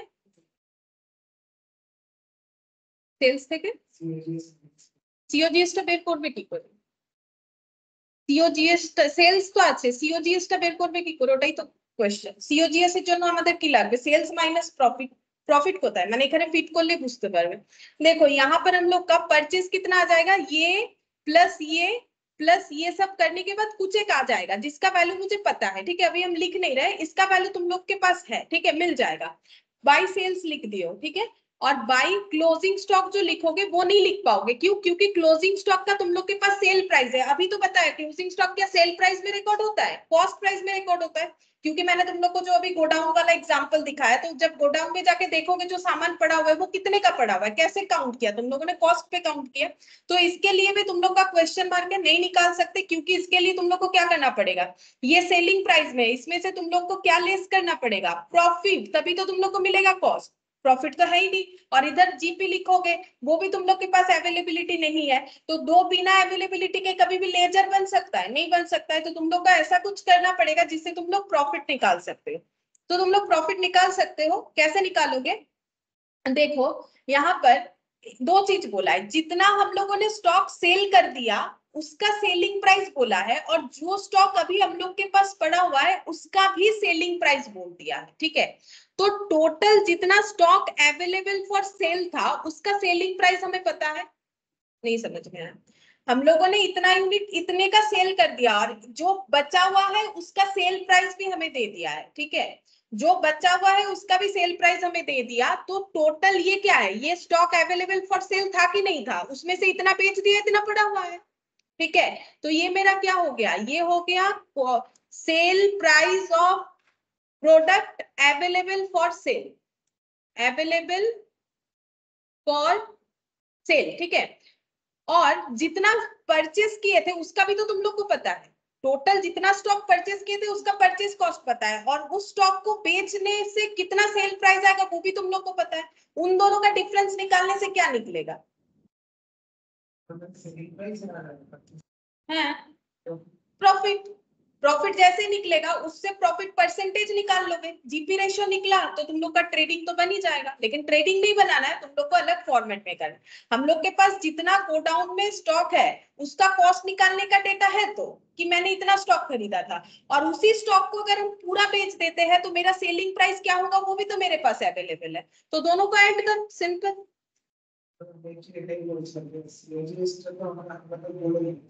সিওজিএস তো বলেনি, এটা সিওজিএস নয়।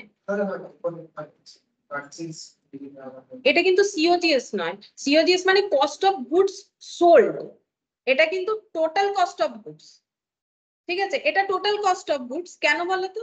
কারণ আমি তো সবটা তো সেল করিনি, সেল তো এইটুকু করেছি, সেই জন্য ওই ল্যাঙ্গুয়েজটা ভুল হচ্ছে। Total cost of goods sold মানে কি, আমি যতটুকু প্রোডাক্ট সেল করছি তার কস্ট, কিন্তু এখানে কিন্তু এটা কিন্তু যতটুকু প্রোডাক্ট সেল করছি তার কস্ট নয়, এটা ওভারঅল প্রোডাক্টের কস্ট। এটা তো পারচেज, আমি যতটা পারচেज करेছি। ठीक है, तो देखो हम लोग को सबसे पहले क्या निकालना पड़ेगा, पहले निकालो परचेज कॉस्ट। অবশ্যই প্রফিট কামাতে গেলে তো তোমাকে পারচেজ প্রাইসটাই কম রাখতে হবে, সেল প্রাইসটাই বেশি রাখতে হবে, নাহলে তো লস হয়ে যাবে। अच्छा लिखो, कैलकुलेशन ऑफ परचेज कॉस्ट, उसी का डिफरेंस तुम लोग का प्रॉफिट आएगा ना। एक क्वेश्चन करो, समझ में आ जाएगा। सबसे पहले तुम लोग परचेज कॉस्ट निकालो, ठीक है। तो हम लोग लिखेंगे परचेज प्राइस ऑफ गुड्स, ठीक है, जो कि हमें क्वेश्चन में गिवन है। कितना है देखो, 15,75,500, 15,75,500, ये हम लोग का हो गया परचेज प्राइस ऑफ गुड्स। इसमें से लेस करेंगे ट्रेड डिस्काउंट, जो कि हमें सप्लायर से मिल रहा है, जो कि है 3%। अब 3% होने पे कितना होता है देख लो,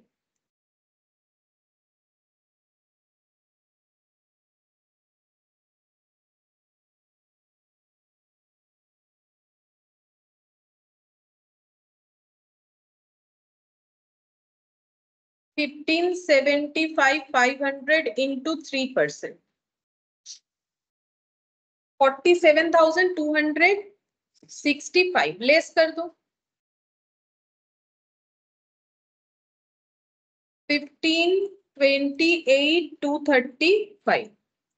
अब इसमें लगाओ जीएसटी ইনটু, হ্যাঁ জিএসটি আইডি হবে, জিএসটি দিতে হয় না, তুমি কোনো কিছু কিনতে যাবে যদি তার উপর জিএসটি লাগে, তুমি যদি আজকে একটা নরমাল খাবারই অর্ডার করো, তখন দেখবে তোমার খাবারের বিল এত হয়েছে, এত জিএসটি, তো জিএসটিটা তো তোমাকে পে করবে, তবেই তোমাকে দেবে না।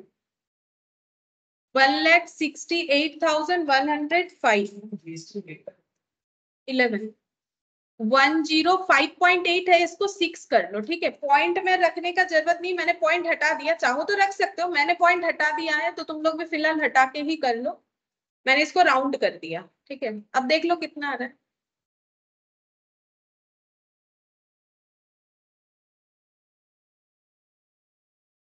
1696,341 होगा, ठीक है। ये 40 मत लिखो, 1 होगा, क्योंकि मैंने यहाँ 5 और 6 कर दिया है, तो ये 1 हो जाएगा, ठीक है।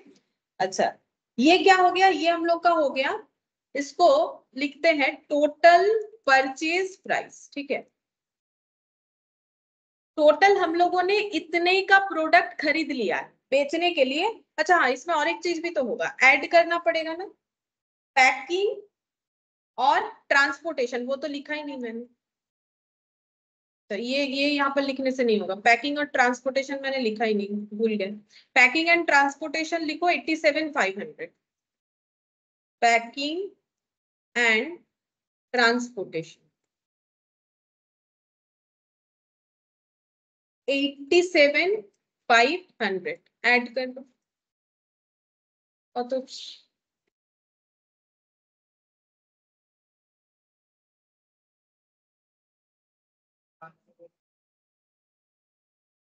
84, ये इसको लिखो total cost of goods purchased, ठीक है। Total cost of goods purchased है, ये सोल्ड नहीं है, ये तो हम लोग पहले अभी गए हैं। तुम लोग ऐसे सोचो, तुम लोग मार्केट में गए हो और इतने रुपए का सामान खरीद के लेके आ गए हो, ठीक है।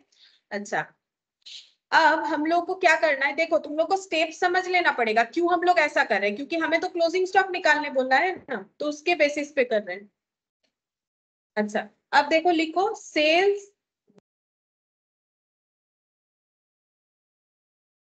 वैल्यू और sales value during the year, ठीक है। Sales value during the year, ये देखो 22,45,500, 22,45,500 plus sale value of closing inventory, ये सब हम लोग को क्वेश्चन में दिया हुआ था, ठीक है। Sales value of closing inventory 2,35,000 दिया है, तो ऐड करो कितना हो जाएगा 24 लाख है 2,35,000 24,80,500। ये क्या आया बोल सकते हो, देखो ये हम लोगों ने इतने का खरीदा था, अगर ये सारा प्रोडक्ट बेच देते हैं तो हमें कितना मिलेगा, ये है ना, क्योंकि इसमें से तो देखो हम लोगों ने बेच तो दिया ही है ना, ये देखो ना इसमें से हम लोगों ने कितना बेच दिया है, सचमुच का इतना बेच दिया है, और बाकी जो बचा हुआ है उसको भी अगर बेचते हैं तो कितना मिलेगा इतना, मतलब इस प्रोडक्ट का टोटल सेल प्राइस कितना होगा ये, तो इन दोनों का डिफरेंस हमें क्या बताएगा, प्रॉफिट। अब निकालो प्रॉफिट, और ये क्यों निकाल रहे वो भी समझना जरूरी है, प्रॉफिट तो समझ रहे हो क्यों निकाल रहे, मैंने ट्रेडिंग करके दिखाया ना, मेरा अगर दोनों साइड में फिल इन द ब्लैंक्स आ जा रहा है, क्लोजिंग स्टॉक भी मिसिंग है, जीपी भी है, तो फिर हम कैसे निकालेंगे, ठीक है। तो अभी तुम लोग निकालो प्रॉफिट, क्योंकि हम लोग को बोला था क्लोजिंग स्टॉक निकालने के लिए है ना, आगे प्रॉफिट परसेंटेज टा बेर करते हो, প্রফিট এটা এই যে প্রোডাক্টটা আছে এটাকে যদি আমি সেল করে দিই পুরোটা, তাহলে এতটা পাবো, আমি এতটুকুই সেল করেছি, এটা সেলস। আমি পারচেজ করেছিলাম পুরো বছরে এইটা 17,83,841, এর মধ্যে থেকে আমি যেটা সেল করে দিয়েছি 22,45,500। এবার এটা বেশি কেন হচ্ছে, কারণ এতে প্রফিট ইনক্লুডেড আছে, আর যেটা আমি সেল করিনি যেটা আমার ক্লোজিং স্টক ওটা আমাকে দিয়েছে, কতটা আমি সেল করিনি 2,35,000, কিন্তু এই ক্লোজিং স্টকের আমাকে সেল প্রাইস দিয়েছে, কস্ট দেয়নি, এটা কোশ্চেনই আমাকে বলেছে। এটা এটা লিখতে পারো total sales value of the purchase stock, इसको लिख सकते हो total sales value of the purchase stock, total sales value of purchase stock.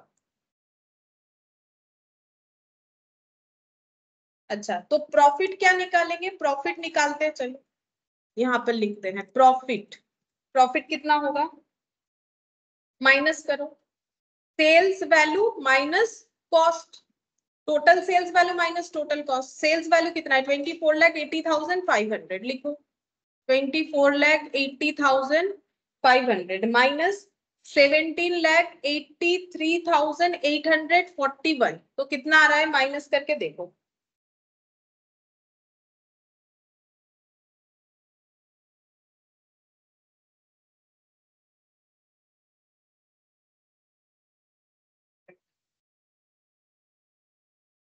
$6,96,659, ये हम लोग का क्या आ गया कि ये पूरे स्टॉक को बेचने से हमें इतना प्रॉफिट हो सकता है। अब हम लोग जीपी निकालेंगे यानी प्रॉफिट ऑन सेल, तो प्रॉफिट कितना है 6,96,659, सेल वैल्यू कितना है ये वाला 24,80,500 इंटू 100, देख लो कितना आता है 6,96,659 divided by 24,80,500 into 100,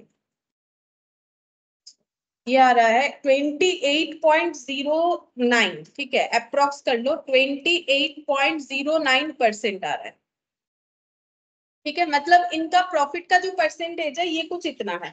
अब क्लोजिंग स्टॉक का वैल्यू निकाल सकते हो, कैसे, क्लोजिंग स्टॉक जो है उसका सेल वैल्यू मुझे पता था कितना, वो तो मुझे पता ही था, इसमें से मेरा प्रॉब्लम क्या हो रहा था, मुझे यहाँ से क्या माइनस करना था प्रॉफिट, तो मुझे क्या मिल जाता कॉस्ट, अब प्रॉफिट मिल जाएगा क्योंकि मुझे पता है कि ये सेल प्राइस में प्रॉफिट कितना है, इसमें परसेंटेज लगाओगे निकल जाएगा। अब लिखो यहाँ पर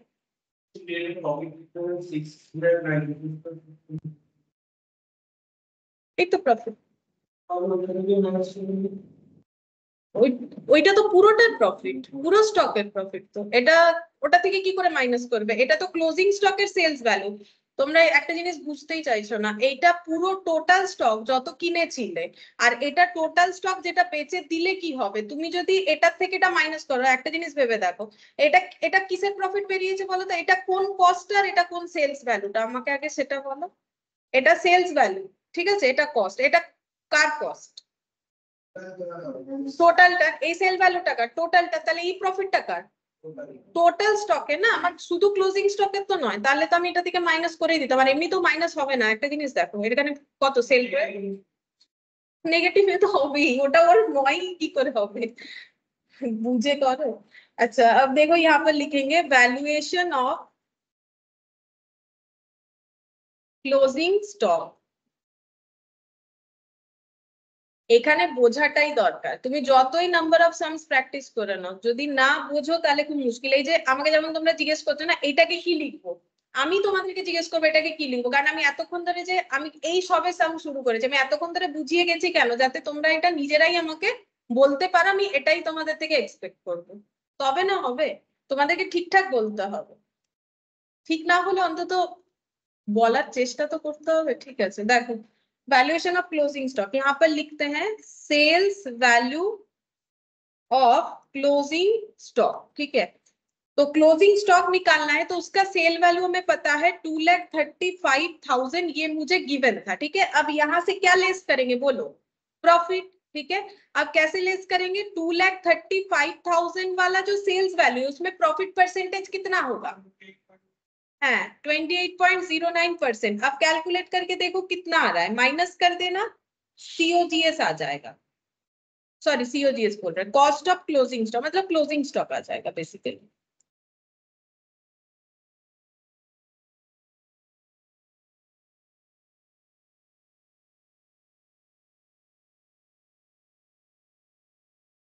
কত হচ্ছে 66,012 এরকম হবে। और ये माइनस करो 168,988, देख लो माइनस करके तुम लोग चेक कर लो।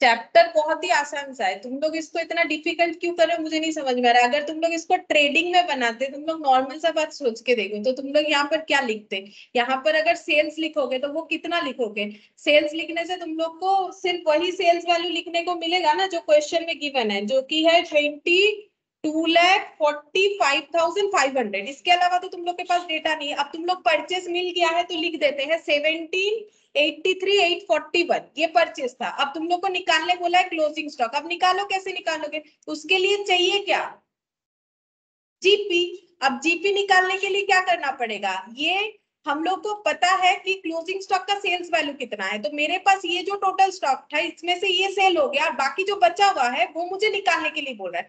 बट उसका मुझे वो निकालने के लिए मुझे अगर जीपी मिल जाता तो हम बैलेंस करके निकाल लेते, हम ट्रेडिंग का बता रहे हैं, लेकिन मेरे पास जीपी है नहीं सर, तो मुझे क्या करना पड़ेगा, लेकिन मेरे पास ना क्लोजिंग स्टॉक का सेल्स वैल्यू दिया हुआ, बट वो क्या मैं इधर लिख सकती हूँ, ओटा क्या मैं इधर लिख वो थोड़ी ना लिखा जाता है। यहाँ ट्रेडिंग का छोड़ो, अभी तो मैंने तुम लोग को इतना स्टोरी समझाया, क्लोजिंग स्टॉक गो डाउन में किसमें वैल्यू होता है, कॉस्ट और एनआरबी विचएवर इज लोअर, जो भी हो, तो यहाँ पर तो मेरा कॉस्ट ही होने वाला है।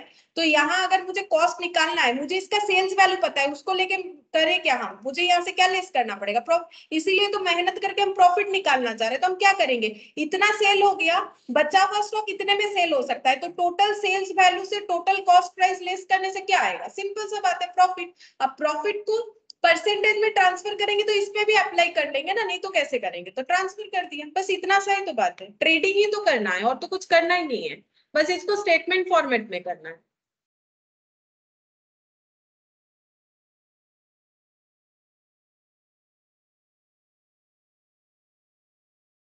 अच्छा ये वाला करो, illustration 7, from the following information calculate the non historical cost of closing inventory using adjusted selling price method। जब non historical बोलेगा इसका मतलब ही adjusted selling price है, तुम लोग देख सकते हो, मैंने अभी अभी लिख पाया। देखो बोला है sales during the year 2 lakh, cost of purchase 2 lakh, opening inventory कुछ भी नहीं है, closing inventory at selling price बोला है। तो फाइंड आउट करने क्या बोला है, क्लोजिंग इन्वेंट्री का वैल्यू। अब कॉस्ट हमेशा जब भी बोलेगा कॉस्ट ऑफ क्लोजिंग स्टॉक बोल दिया है वो अच्छा बात है, नहीं भी बोलेगा तो क्लोजिंग स्टॉक का क्या निकाला जाता है, कॉस्ट। अब बोलो क्या होगा, ये तो बहुत ही सिंपल सा क्वेश्चन है, बोलो क्या होगा, अब ऐसा मत बोल दो कि मैंने 2 लाख का खरीदा, 2 लाख का बेच दिया तो मेरे पास कुछ भी नहीं है। तो क्या लॉस करने के लिए बेचे हम लोग? 2 लाख पूरा बेच दिया है सामान। मेरे पास 2 लाख का सामान था, मैंने सेल भी 2 लाख का दिखा है, पूरा बेच दिया।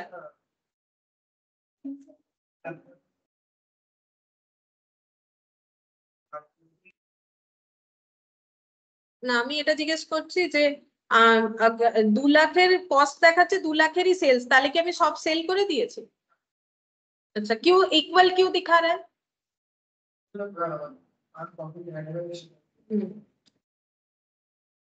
किसमें प्रॉफिट ऐड है बोलो?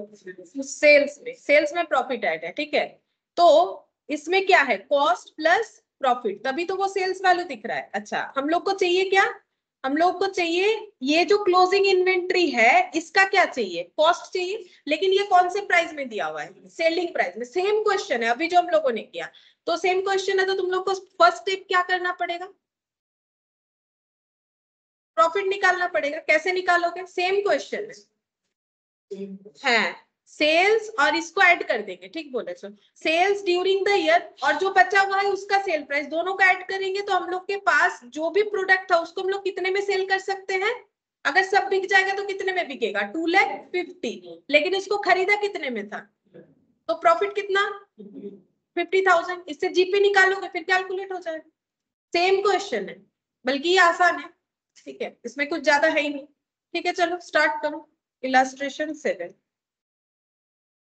अच्छा सबसे पहले निकालेंगे sales value of total stock purchase. Total stock purchase 7 sales value of stock already sold. तुम लोग कुछ भी लिख सकते हो अपने लैंग्वेज में, मैंने ऐसे लिखा है, ठीक है। जो ऑलरेडी सेल है उसका सेल्स वैल्यू है 2 लाख और sales value of closing stock वो है 50,000, ठीक है। ये है 50,000, तो 2,50,000 ये हम लोग का क्या आ गया? Sales value of total stock available. जितना स्टॉक हमारे पास अवेलेबल था, ठीक है, अवेलेबल नहीं लिख रहा है, टोटल स्टॉक लिख रहा है, क्योंकि अभी तो अवेलेबल है नहीं है, क्योंकि इसमें से कुछ तो सेल हो गया है। Sales value of total stock जो हम लोग के पास कभी था, ठीक है, जिसमें से 2 लाख हम लोग बेच चुके हैं, 50,000 हमारे पास पड़ा हुआ है। अब यहाँ से लेस कर देंगे कॉस्ट ऑफ टोटल स्टॉक, ठीक है। इन दोनों का गैप ही हमारा प्रॉफिट होगा जो कि 2 लाख है। डेटा भी अच्छा दिया है, याद हो जा रहा है क्वेश्चन। तो यहाँ पर 50,000 का क्या निकल गया? प्रॉफिट। अब निकालो प्रॉफिट का परसेंटेज, परसेंटेज ऑफ प्रॉफिट। तो 50,000 डिवाइडेड बाई, अब ये तो टोटल प्रॉफिट है, तो टोटल सेल्स वैल्यू लगाओगे, कितना लगाओगे? 2,50,000 इंटू 100 कितना होगा? 20%। 20% हो रहा है। अब वैल्यूएशन ऑफ क्लोजिंग स्टॉक। अच्छा तो क्लोजिंग स्टॉक सेल्स वैल्यू या फिर sales value of closing stock लिख सकते हो, जो ठीक लगे, ठीक है। Closing stock of sales value कितना है? Sorry sales value of closing stock, closing stock at sales value लिख देते हैं, कितना है? 50,000। लेस कर देते हैं इससे प्रॉफिट, कितना लेस करेंगे? At the rate of 50%। तो 50,000 का 50% कितना होता है? 50 नहीं सॉरी 20, আমি ভুল করে 50 লিখে দিয়েছি, 20 है। কত হবে? 10,000। तो फिर आंसर कितना आएगा? कॉस्ट 40,000, ठीक है। Cost of closing stock, closing stock का कॉस्ट आ गया 40,000। यही तो मैं फाइंड आउट करने बोला था, ठीक है। और ये क्वेश्चन और पहले वाले क्वेश्चन में कोई भी डिफरेंस नहीं है, इसमें डेटा थोड़ा कम है, उसमें परचेस प्राइस हमें निकालना पड़ा, इसमें परचेस प्राइस हमें दे दिया। अच्छा हाँ, एक चीज हमेशा हमें देखना है, वो मैंने बोला नहीं, उसको एक बार हम बता देते हैं। हमें AS2 ऑलवेज अप्लाई करते रहना है। AS2 हमें क्या बोला है? कॉस्ट और NRV विचएवर इज लोअर पे हमारा वैल्यूएशन होना चाहिए। तो जो क्लोजिंग स्टॉक अभी हम लोगों ने कैलकुलेट किया उसका कॉस्ट कितना है? 40 और उसका NRV कितना है? 50। तो लोअर कौन सा है? 40। तो फिर वैल्यूएशन ऑफ क्लोजिंग स्टॉक कितना होगा? 40 होगा। प्रीवियस वाला भी सेम तरीके से तुम लोग को देख लेना चाहिए। ये देखो यहाँ पर कॉस्ट कितना था, ये वाला 168,988 और सेल्स वैल्यू कितना था एनआरबी, ये हम लोग का है एनआरबी, ये हम लोग का है cost, which ever is lower, ये लोअर है तो इसी पे रिकॉर्ड होगा। मतलब लास्ट में तुम लोग ऐसे लिख दोगे therefore valuation of closing stock is this one, ठीक है, एज कॉस्ट और NRB which ever is lower, ठीक है। तो ये कॉस्ट और एनआरबी में ये लोअर है तो यही वाला आएगा।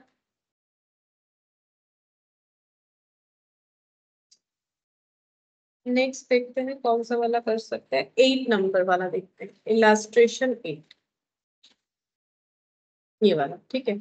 इसमें ध्यान से सुनो, अगर नहीं ध्यान से सुनोगे तो नहीं समझ में आएगा, बिकॉज यहाँ पर एबनॉर्मल आइटम आ जाएगा, ठीक है। देखो यहाँ पर क्या बोला है,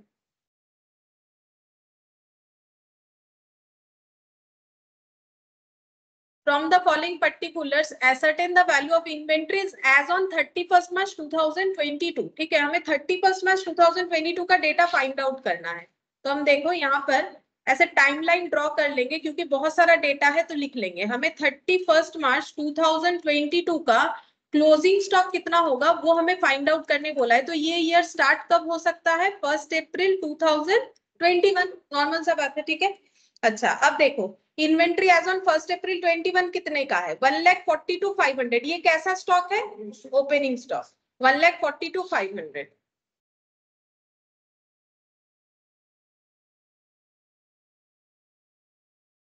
उसके बाद परचेज 7,62,500। परचेज हम यहाँ पर लिख देते, मतलब ये पूरे साल का है। जब हमें सिर्फ परचेज बताता है तो ये पूरे साल का बता रहा है, कितना है 7,62,500, ठीक है। अच्छा इसके बाद मैन्युफैक्चरिंग एक्सपेंसेस 1,50,000 बताया है। तो मैन्युफैक्चरिंग एक्सपेंस मैंने ऐसे शॉर्ट में लिखा है 1,50,000 हम लोग को मैन्युफैक्चरिंग एक्सपेंस बताया। अच्छा उसके बाद सेलिंग एक्सपेंस, अच्छा सेलिंग एक्सपेंस एडमिनिस्ट्रेटिव और फाइनेंशियल चार्जेस, क्या इसका हमें कोई नीड है, क्लोजिंग स्टॉक या ओपनिंग स्टॉक जो भी हमें कैलकुलेट करने बोला हो, क्या इसका कोई नीड है? नहीं, थोड़ी देर पहले ही तो बोला था ये सब तो पीएल का आइटम है, हमें क्या चाहिए, ओनली ट्रेडिंग का आइटम चाहिए। तो ये तो कंफ्यूज करने के लिए दिया है, तो ये सब हमें नोट डाउन करने का कोई जरूरत नहीं है। मैंने थोड़ी देर पहले ही तुम लोग को ये बात बोला था, ठीक है। अच्छा तो ये सब छोड़ो, ये कंफ्यूजन करने के लिए दिया गया है। At the time of valuation inventory on 31st March 2021 का बात हो रहा है, मतलब जो इस साल का ओपनिंग है एटा क्लोजिंग आगे बढ़े, इस बार का ये क्या है, ओपनिंग स्टॉक बोल रहा है। लेकिन हर बार तो क्लोजिंग स्टॉक का वैल्यूएशन होता है ना, तो जब क्लोजिंग स्टॉक का वैल्यूएशन हुआ था, लेकिन कब का बात हो रहा है यहाँ पर, जब क्लोजिंग स्टॉक का मतलब ये ईयर एंड हुआ था ना, जब ये 31st March 2021 था तब का बात हो रहा है। तब क्या हुआ था, यहाँ पर कुछ बोला है, देखो स्टोरी क्या बोला है, बोल रहा है कि तब a sum of 17,500 was written up on a particular item which was originally purchased for 50,000। बोल रहा है कि एक आइटम 50,000 में परचेस हुआ था, लेकिन उसका सिचुएशन अच्छा नहीं रहा होगा, उन्होंने खुद से ही उसका प्राइस कितने से कम कर दिया, डाउन कर दिया है 17,500 से, ठीक है। क्यों किया है, क्योंकि वो बिक नहीं सकता है नॉर्मल, ठीक है, वो तो होता ही है बिजनेस में, सभी अगर मतलब लॉस अगर कुछ नहीं है तो बिजनेस किस बात का, थोड़ा बहुत तो लॉस होता ही है, ठीक है, हर एक चीज में होता है। यहाँ पर जब वैल्यूएशन हुआ तब मतलब सोचो जिस दिन 31st March 2021 था, हम तब का बात कर रहे हैं, ठीक है। उस दिन इनके पास एक स्टॉक था जिसका ओरिजिनल कॉस्ट था 50,000, ठीक है। लेकिन इनको लगा कि इसका सिचुएशन अच्छा नहीं है, हम लोग इसके वैल्यू को कर देते हैं थोड़ा सा कम, कितने से इन्होंने कम कर दिया 17,500, ठीक है। अब मुझे बोलो तो उस स्टॉक का वैल्यू कितना आया, मुझे बोल सकते हो, माइनस करके बोलो ना कितना आया, 32,500, ठीक है। अच्छा अब बोलो जब यहाँ ओपनिंग ये इसका वैल्यूएशन हो रहा है, ये तो एक ट्रीटमेंट हुआ, अब स्टॉक का वैल्यूएशन हो रहा है। रूल्स क्या है, कॉस्ट और एनआरवी, क्योंकि इसका वैल्यू क्यों कम किया गया, क्योंकि मार्केट में इससे ज्यादा ये नहीं देगा, तो कॉस्ट और NRV which ever is lower में वैल्यूएशन होना चाहिए। तो इस स्टॉक का वैल्यू कितने में होगा, 32,500। तो 1 तारीख को जब ये स्टॉक मेरे पास आएगा तो वो कितने वैल्यूएशन का है, 32,500। अरे मैंने अगर इसका प्राइस 32,500 सोच ही लिया है, तो ये जब यहाँ पर आएगा तो कितने में आया होगा, तो इसके अंदर मेरा वो स्टॉक इंक्लूडेड है कि नहीं है, ये तो मेरा टोटल ओपनिंग स्टॉक है, तो इसमें मेरा क्या है, एबनॉर्मल वाला स्टॉक इंक्लूडेड है, ठीक है, वो उसका प्राइस कितना है 32,500। ये जो ओपनिंग स्टॉक मेरा टोटल दिया हुआ है उसमें मेरा ये स्टॉक इंक्लूडेड है, क्योंकि मेरा ओपनिंग स्टॉक कहां से आया होगा, प्रीवियस ईयर से। प्रीवियस ईयर में अगर कोई भी मेरा डिफेक्टिव आइटम था तो वो इस साल भी मेरा कैरी ऑन होके आ गया होगा, तो कैरी ऑन होके आ गया तो ये मेरा एबनॉर्मल स्टॉक है। बाकी जो बचेगा बैलेंस वो क्या है, नॉर्मल, ठीक है, वो नॉर्मल स्टॉक है। अच्छा, अब आगे देखते हैं क्या बोला है यहाँ पर। अच्छा, अब देखो ये क्या हुआ है, purchase for 50 and was sold during the year for 45,000। मतलब ये आगे जाके ये वाला स्टॉक इस साल कितने में सेल हो गया है, 45,000। तो प्रॉफिट है कि लॉस है, प्रॉफिट है, प्रॉफिट में सेल हुआ है। अब देखो क्या बोल रहा है, bearing the transaction relating to this item the gross profit earned during the year 20% on sale। मतलब इस आइटम को अगर हम लोग हटा देते हैं तो बाकी इनका प्रॉफिट कैसा होता है, सेल पे 20%। तो यहाँ पर कितना लिखेंगे, नॉर्मल इनका जो है जीपी रेशियो कितना चलता है 20%, लेकिन इस आइटम पे नहीं, वो तो नॉर्मल सा बात है। क्या हम लोग बिजनेस का प्रॉफिट एबनॉर्मल आइटम में भी उतना ही कमा लेंगे जितना हम लोग, वैसे तो फिर तो ये तो लॉस है, 50,000 का स्टॉक 45,000, लेकिन ऐसा नहीं होता है। मेरा आइटम जब बिकेगा ही नहीं तो जितने में बिकने का हम लोग सोच रहे थे अगर उससे ज्यादा में बिक जाता है तो हम लोग के लिए प्रॉफिट है। और ये नॉर्मल आइटम का परसेंटेज ऑफ प्रॉफिट है, क्योंकि नॉर्मल, मैंने अभी फ्रूट्स का एग्जांपल दिया था, फ्रेश वाला फ्रूट पे वो जितना प्रॉफिट कमाएगा, क्या जो फ्रेश नहीं उस पे भी उतना ही प्रॉफिट कमा लेगा, नहीं कमाएगा, ठीक है। तो ये हो गया। अच्छा, अब हमें फाइंड आउट करने क्या बोला था, इन्वेंट्री कहाँ पे फाइंड आउट करना है, यहाँ पर, ठीक है। तो हम लोग कैसे फाइंड आउट करेंगे, क्लोजिंग स्टॉक निकालना है। अब तुम लोग को क्या सोचना पड़ेगा, देखो फॉर्मेट हम ज्यादा नहीं दिखा रहे, तुम लोग क्लोजिंग स्टॉक निकालोगे तो क्या करोगे, ओपनिंग स्टॉक प्लस क्या करोगे, परचेज, और उसमें डायरेक्ट एक्सपेंस होगा तो वो ले लेना, अगर परचेज रिटर्न होगा तो वो ले लेना, ठीक है, माइनस क्या करोगे, सीओ जीएस, तो क्या आ जाएगा क्लोजिंग स्टॉक। तो सबसे पहले क्या लिखोगे, ओपनिंग स्टॉक, फिर क्या लिखोगे, परचेज, डायरेक्ट एक्सपेंस, ये सब जो भी रहेगा, लेस क्या करोगे, सीओजीएस। सीओजीएस लेस करने का मतलब सेल से क्या लेस करोगे, प्रॉफिट, ठीक है। तो देखो कैसे होगा, ध्यान से देखो कि कैसे करके लिखना है, अगर क्वेश्चन आता है तो इस तरीके का आता है, ठीक है। Calculation of closing stock as on 31st of March 2022।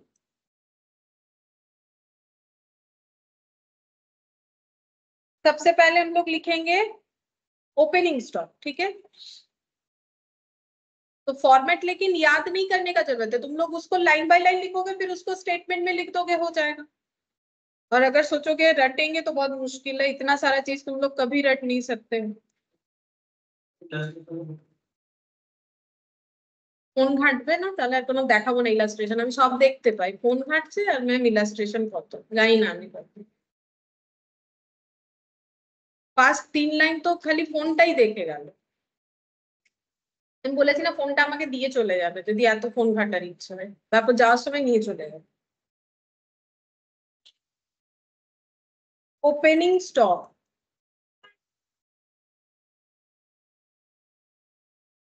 Opening stock बोलो, ओपनिंग स्टॉक को हमें नॉर्मल एबनॉर्मल दोनों में बाइफरकेट करना है, हमें एबनॉर्मल पता चल गया कितना है, तो एबनॉर्मल कॉलम में लिखो 32,500, टोटल हमें पता है कितना है 1,42,500, तो नॉर्मल माइनस करके निकालना पड़ेगा, माइनस करके देखो और मुझे भी बता दो कितना होगा, 1,10,000, ठीक है, ऐसे करके निकलेगा। समझ गए हो कॉलम कैसे बनाना है, मुझे टोटल पता था, टोटल के नीचे लिख दिया, एबनॉर्मल पता था, एबनॉर्मल के नीचे लिख दिया, नॉर्मल माइनस करके निकल गया। अब लिखो परचेज। अच्छा, परचेज देखो कितना परचेज किया है, 7,62,500। क्या इसमें कोई एबनॉर्मल आइटम के बारे में हमें पता है, नहीं, हमारे पास कोई खरीदने वाला एबनॉर्मल आइटम नहीं था। मतलब ऐसा भी हो सकता है कि ड्यूरिंग द ईयर हमारे पास कोई एबनॉर्मल आइटम है बट इस क्वेश्चन में नहीं है, तो सबसे पहले क्या लिखेंगे, टोटल में लिखो 7,62,500, ठीक है। इसमें कोई एबनॉर्मेलिटी नहीं था तो पूरा का पूरा हम लोग कहाँ पर लिख लेंगे, नॉर्मल वाले कॉलम, ठीक है। इस तरीके से लिखने से कभी गलत नहीं होगा, मैंने पहले टोटल में लिख दिया, अब देखेंगे नॉर्मल एबनॉर्मल क्या है, तो मेरे पास कोई एबनॉर्मल आइटम नहीं है तो whole item shifted to normal column, ठीक है। अच्छा, अब मैन्युफैक्चरिंग एक्सपेंस लेकिन हमें लेना पड़ेगा क्योंकि ये डायरेक्ट एक्सपेंस माना जाता है, ठीक है। ये बेसिकली डायरेक्ट एक्सपेंस ट्रेडर लोगों का नहीं होता है, ये मैन्युफैक्चर लोगों का होता है, ट्रेडर का नहीं होता है, ठीक है। क्योंकि ट्रेडर कभी मैन्युफैक्चर करेगा, ट्रेडर की मैन्युफैक्चरर है ना, तो ये मैन्युफैक्चरिंग दिए माने ये लोग बिजनेस की मैन्युफैक्चरिंग बिजनेस, ठीक है। तो यहाँ पर लिखेंगे मैन्युफैक्चरिंग एक्सपेंस, मतलब ये फैक्ट्री रिलेटेड खर्चा है। अच्छा, कितने का है? 1,50,000। ये कौन से कॉलम में पहले लिखोगे? टोटल कॉलम में लिखोगे। डायरेक्ट एक्सपेंस ही तो ম্যানুফ্যাকচার, হাজারবার বললাম, একবারে মেরে ফেলবো সবাইকে, আর একবার যদি কেউ এরকম প্রশ্ন করেন। আমি কি বললাম? ডাইরেক্ট এক্সপেন্সের আন্ডারেই তো এগুলো হয়। কি হয় বলো তো? হ্যাঁ, carriage inward, freight inward, manufacturing expense. যদি কেউ ম্যানুফ্যাকচারার হয় তার ম্যানুফ্যাকচারিং এক্সপেন্স, তো ডাইরেক্ট এক্সপেন্স তো ডাইরেক্ট এক্সপেন্সের আন্ডারে, তো অবভিয়াসলি এটা ডাইরেক্ট এক্সপেন্স, এর নামটা দিয়ে দিয়েছে। अच्छा, अब यहाँ पर क्या होगा? 1,50,000, ঠিক আছে। যদি আমি বলি সেল করাবার খরচা, তাহলে অ্যাডভার্টাইজমেন্টও হতে পারে। আচ্ছা, अब অ্যাডভার্টাইজমেন্ট নিউজপেপার অ্যাডভার্টাইজমেন্টও হতে পারে। আচ্ছা, এছাড়া কোনো সেলিং এজেন্টকে বুক করে তাকে কমিশন দিচ্ছে, ওটাও তো অ্যাডভার্টাইজমেন্টের খরচা। তো ডাইরেক্ট এক্সপেন্স মানে তো डायरेक्ट যে কোনো খরচা হতে পারে। अब ये सब ऐड करने से क्या मिलेगा बोलो? टोटल अवेलेबल স্টক, হ্যাঁ, টোটাল কস্ট অফ পারচেজও বলতে পারো, টোটাল অ্যাভেলেবল স্টক। না, শুধু পারচেজ বললে ভুল হয়ে যাবে, আমার ওপেনিংও তো আছে না, তাহলে ল্যাঙ্গুয়েজটা ভুল হয়ে যাচ্ছে। টোটাল স্টক অফ পারচেজ আমার এই জন্য ভুল হয়ে যাচ্ছে, বিকজ এখানে আমার ওপেনিং স্টক আছে। যদি না থাকতো তাহলে ওই ল্যাঙ্গুয়েজটা ঠিক হতো। বুঝতে পারলে কেন? तो यहाँ पर टोटल करो, देखो कितना होगा। टोटल अवेलेबल स्टॉक मतलब हम लोग के पास कितना टोटल स्टॉक अवेलेबल है, ओपनिंग प्लस परचेज करने से हमें पता चलेगा।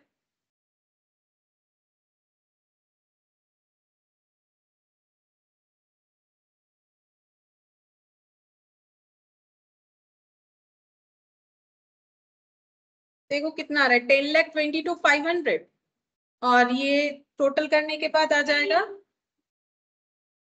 10,55,000 होता है, 10,55,000 आएगा, क्योंकि 500 500 1,000 1,000 और ये हो गया, हाँ 10,55,000, ठीक है। अच्छा, अब नेक्स्ट क्या निकालना पड़ेगा? कॉस्ट ऑफ गुड्स सोल्ड, ठीक है। Opening stock plus purchase minus cost of goods sold करेंगे तो हमारे पास आंसर आएगा। अब हम लोग निकालेंगे कॉस्ट ऑफ गुड्स सोल्ड, ठीक है। कॉस्ट ऑफ गुड्स सोल्ड वो कैसे निकलता है बोलो? सेल से प्रॉफिट लेस करने के बाद, ठीक है। तो हम लोग यहाँ पर देखो नॉर्मल वाला कॉलम लिख लेते, नहीं तो तुम लोगों का अगर लिखा हुआ है तो तुम लोगों को नहीं लिखना पड़ेगा, तुम लोग अपना स्टार्ट कर सकते हो। नॉर्मल, एबनॉर्मल और टोटल। देखो यहाँ पर हम सबसे पहले क्या लिखेंगे? सेल्स लिखेंगे। तो मुझे बोलो मेरा सेल्स कितना है? सेल्स बोला था टोटल, अच्छा सेल्स मैंने नोट डाउन नहीं किया, ठीक है। सेल्स बोला है 12,45,000, यहाँ पर लिख लेते हैं। पूरे ईयर का सेल्स है 12,45,000, जिसमें से एबनॉर्मल सेल कितना है? 45,000, ठीक है। तो सबसे पहले टोटल कॉलम में क्या लिखेंगे हम लोग? 12,45,000 है, सीओडी से नीचे এই যে এই ফরম্যাটটাই তো ফলো করো, হ্যাঁ এই তো যেটা লিখিয়েছি সেটাই। এই দেখো सीओजीएस, अच्छा उसमें सेल मिल गया। अच्छा, एबनॉर्मल कितना है? नॉर्मल कितना होगा? 12 लाख। अच्छा, अब हम लोगों को क्या करना है? निकालना है प्रॉफिट, ठीक है। तो सेल्स मिल गया, अब हम लोग लिखेंगे प्रॉफिट। अब देखो प्रॉफिट कैसे निकालोगे? हम एक काम करते हैं, इसके नीचे हम लिखते हैं ऐसे करके, देखो इनर कॉलम में नॉर्मल कितना है? 12 लाख, ठीक है। अच्छा, इस पे प्रॉफिट कितना होता है? दिया हुआ है क्वेश्चन में, ये देखो ये लिखा हुआ है ना मेरा, कितना? 20%। तो इस पे 20% लगाओ, कितना होगा? 2,40,000। ये मेरा नॉर्मल आइटम का प्रॉफिट है 2,40,000, ठीक है। अच्छा, अब 2,40,000 नॉर्मल आइटम के नीचे लिख दो प्रॉफिट 2,40,000, ठीक है। ये मैंने अलग अलग क्यों किया, क्योंकि यहाँ पर कैलकुलेट नहीं करके दिखा सकते ना, इसीलिए मैंने यहाँ पर दिखा दिया। और जो मेरा एबनॉर्मल आइटम है उसमें प्रॉफिट कितना होगा वो कैसे निकालोगे? देखो, जो एबनॉर्मल आइटम है 45,000 में सेल हुआ, उसका कॉस्ट कितना था वो तो दिया हुआ है 32,500। तो इसका मतलब प्रॉफिट कितना होगा, कैसे निकालोगे? মাইনাস করলেই হয়ে যাবে না, 20% হবে না, ওটাই তো বোঝালাম। অ্যাবনর্মাল আইটেমের প্রফিট তো ওটা হবে না। অ্যাবনর্মাল আইটেমটা 32,500 এরটা এততে সেল হয়েছে, এটাই তো আমাকে প্রফিটটা বলে দেবে। ওটা 20% হবেই না। হ্যাঁ, নর্মাল বিজনেসের প্রফিট কোনোদিনই অ্যাবনর্মাল আইটেমে আমরা আর্ন করতেই পারবো না, তাহলে আমার প্রাইসটা কম করতেই হতো না। আমি যদি ফ্রেশ জিনিসটাও যততে সেল করতে পারি আর বাসি জিনিসটাও যদি অতই সেল করতে পারতাম, তাহলে আমাকে কেন কম করতে হতো? আমি কম করছি কেন? কারণ আমি পারবোই না অতটা প্রফিট আর্ন করতে। हम लोग उतना प्रॉफिट अर्न कर ही नहीं सकते जो नॉर्मल बिजनेस पे करते हैं, तभी तो हम लोगों ने उसका वैल्यू कम कर दिया है। ये है ही नहीं उतना परसेंट। तुम लोग पहले इसको माइनस करके मुझे बताओ कितना प्रॉफिट आता है। हाँ, अब 12,500 सेल पे लगाओ, 45,000 पे देखो परसेंटेज कितना आता है। कम ही आएगा 20% से। चेक करके बताओ।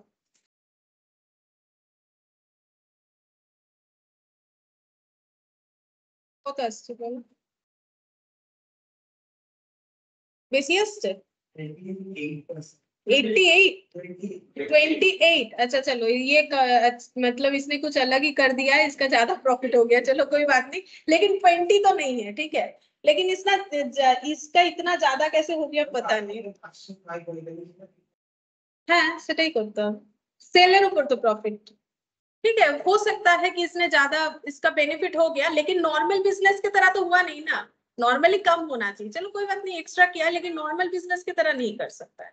चलो, तो ये हो गया हम लोग का 2,40,000। अब यहाँ पर हम लोग एबनॉर्मल वाला प्रॉफिट निकालेंगे। यहाँ पर एबनॉर्मल आइटम का, तो एबनॉर्मल आइटम का हम लोग का सेल वैल्यू था कितना, 45,000, और उससे हम लोग लेस कर देंगे उसका कॉस्ट 32,500। तो हम लोग के पास प्रॉफिट आ जाएगा, तुम लोग बोल रहे थे कितना आया था, 12,500, ठीक है।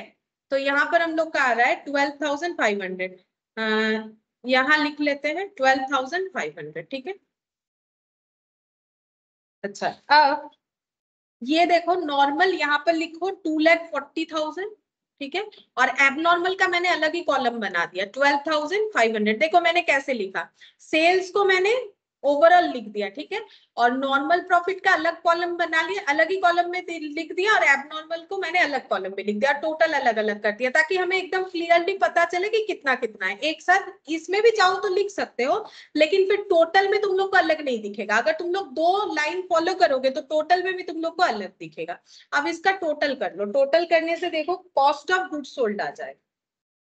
मतलब ध्यान से टोटल करो, सब ऐसे टोटल मत कर दो, माइनस है, ठीक है, ध्यान रखो, सेल से तुम लोग को माइनस करना है, टोटल मत कर दो। 12 + 2,40,000।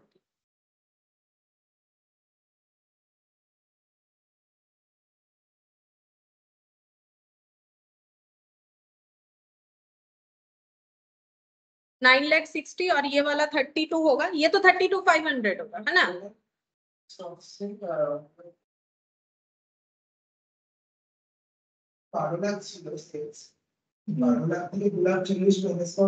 हम्म, 9,92 ये, हाँ 9,96, और ये तो 32,500 आएगा, दिख ही रहा है, ठीक है। इसको कैलकुलेट नहीं भी करोगे तो तुम लोग को यहाँ से भी दिख रहा है, चाहो तो कैलकुलेट करो, एक ही बात है। हाँ, तो अब निकाल लो क्लोजिंग स्टॉक, ठीक है, इसको बी नाम दे दो, ठीक है। अब निकालो क्लोजिंग स्टॉक। कैसे निकालोगे, ए माइनस बी करके, ठीक है। इसको ए नाम दे दो, ये ए नाम दिया हुआ है। तो हम लोग क्या करेंगे, total purchase stock minus cost of goods sold less कर दो, लेस करने से देखो आ जाएगा हम लोगों का क्लोजिंग स्टॉक।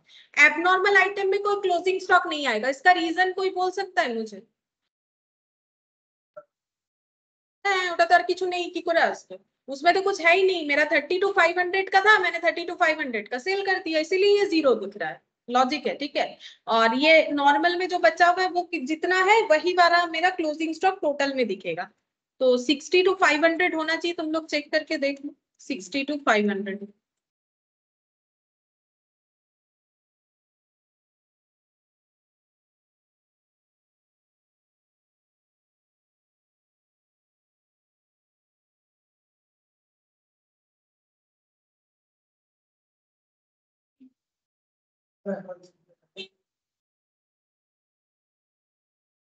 এটা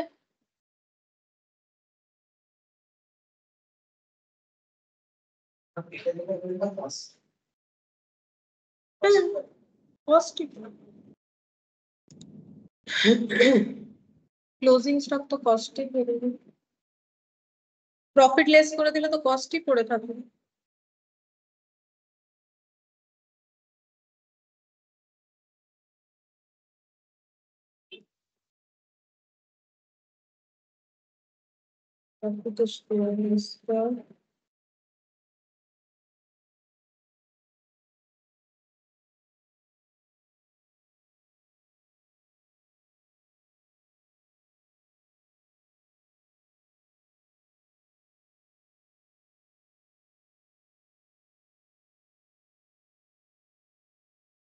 बस ये प्रैक्टिकल का क्वेश्चन नंबर 2 करेंगे, ठीक है, और कुछ नहीं।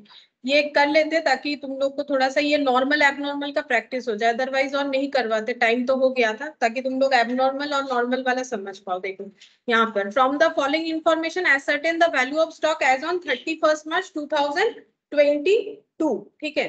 बोल रहा है value of stock as on 1/4/2021, मतलब ये कौन सा स्टॉक दिया है, ओपनिंग स्टॉक, ठीक है।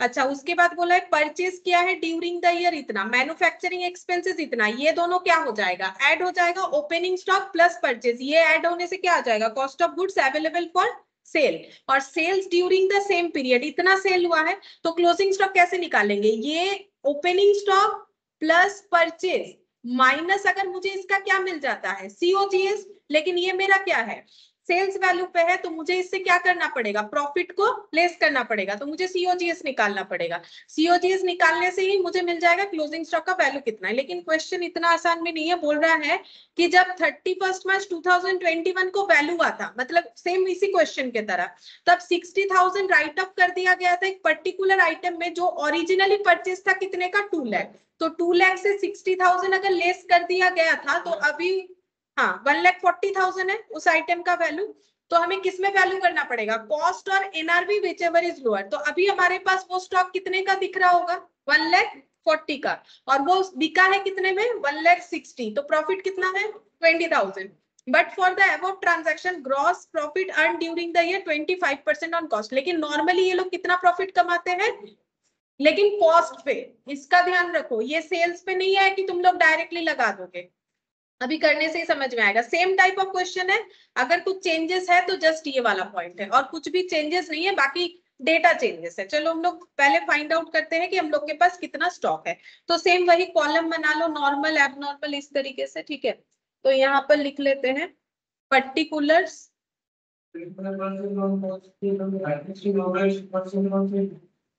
1/4 যদি কস্টের ওপর হয় তাহলে সেলসের ওপর 1/5 হবে,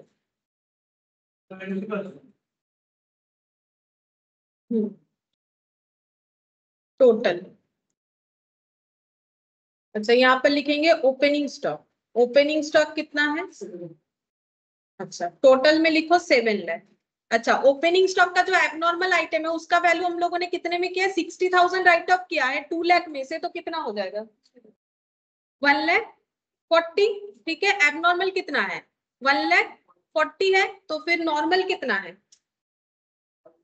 5,60,000। देखो सेम वही क्वेश्चन की तरह, ये 1,40,000 कैसे आया, 2 लाख का वैल्यू हम लोगों ने कम किया है 60,000 से, तो वो 1,40,000 दिख रहा है, बाद में तुम लोग उसको लिख लेना, यहाँ पर जैसे मैंने बनाया है वैसे बना सकते, ठीक है।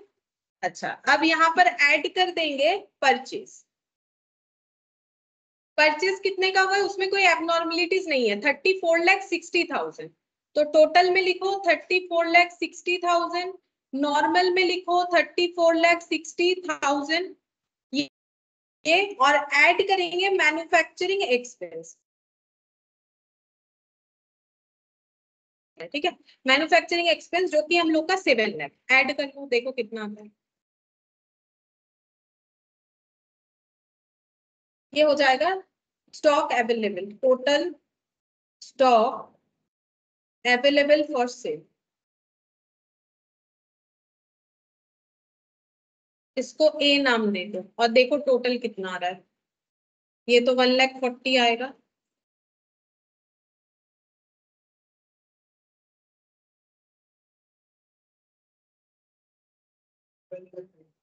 47,20,000 और ये 1,40,000, टोटल हो गया 48,60,000। ये कॉलम तुम लोग टोटल मत करना, इसको और इसको मिलाओगे तो यही आएगा ना, इसको अलग से अब करने का क्या जरूरत है। 48,60,000 क्योंकि ये नॉर्मल एबनॉर्मल मिलके ही तो टोटल हो रहा है, तो इसको और दोबारा क्यों टोटल करोगे। हो गया total stock available for cell. अब क्या निकालना पड़ेगा, उसके लिए सबसे पहले लिखेंगे क्या, सेल्स। ठीक है, नॉर्मल, एबनॉर्मल और टोटल। अच्छा, टोटल सेल्स था कितना हम लोग का, टोटल सेल्स था 52,20,000, ये देखो ड्यूरिंग द पीरियड। और इसमें से हम लोगों ने जो डिफेक्टिव प्रोडक्ट बेचा है वो कितने का, 1,60,000, तो वो एबनॉर्मल में लिखेंगे 1,60,000। तो नॉर्मल आइटम कितने का सेल हुआ है, माइनस करके देख लो।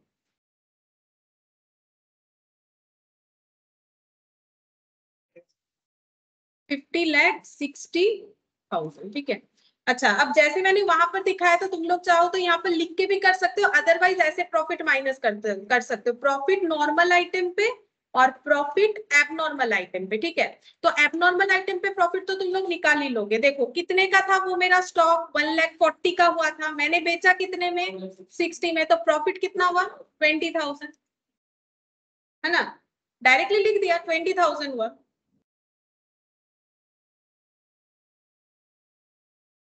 कॉस्ट ऑफ गुड्स सोल्ड ही तो निकाल रहे हैं ना। देखो 1,60,000 का जो डिफेक्टिव आइटम था वो कितने में बेचा, सॉरी 1,40,000 का जो डिफेक्टिव आइटम था वो कितने में बेचा, 1,60,000 में, तो प्रॉफिट कितना है, 20,000। यहाँ पर भी लिख दो 20,000। अब नॉर्मल वाला चेक करो,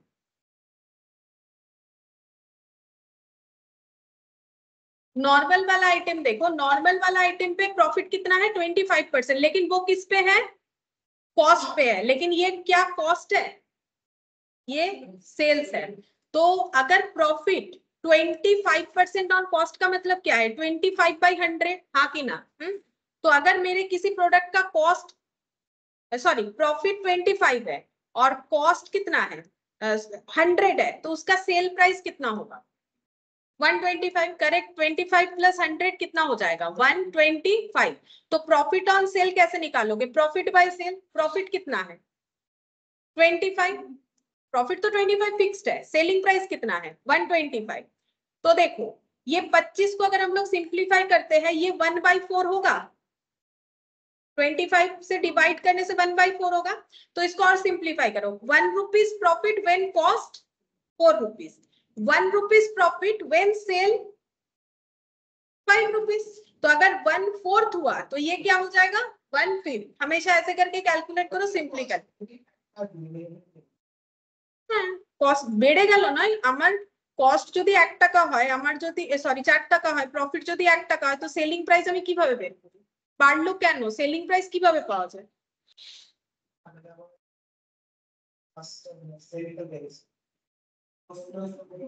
সেলটা কি করে, আমি এই পেনটা 10 টাকায় না 12 টাকায় বিক্রি করছি, তো আমার কস্ট কত, 10 টাকা। আর যদি আমি 12ই বিক্রি করছি তাহলে প্রফিট কত, 2 টাকা। তো এটাও তো তাই হলো, আমি যদি 1 টাকা প্রফিট আর্ন করছি সেই প্রোডাক্টে যেটার আমার কস্ট পড়ে 4 টাকা, তাহলে আমি ওটাকে সেল করি কততে, 1/5। तो इसको हम लोग कितना लिखेंगे यहाँ पर फिर 1/5, क्योंकि हमें किस पे चाहिए, सेल पे चाहिए। ठीक है, तो 1/5 इस पे लगाओ, नॉर्मल आइटम पे कितना होगा देख लो,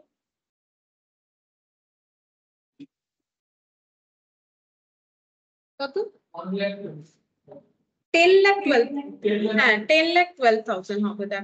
अच्छा अब देखो माइनस करने से कितना निकल के आता है, 40,48,000 और ये वाला 52,00,000। तो सॉरी ये वाला लिखा नहीं मैंने, 10,12,000, इसीलिए इतना ज्यादा दिख रहा है। इसको देख लो तो कितना आएगा,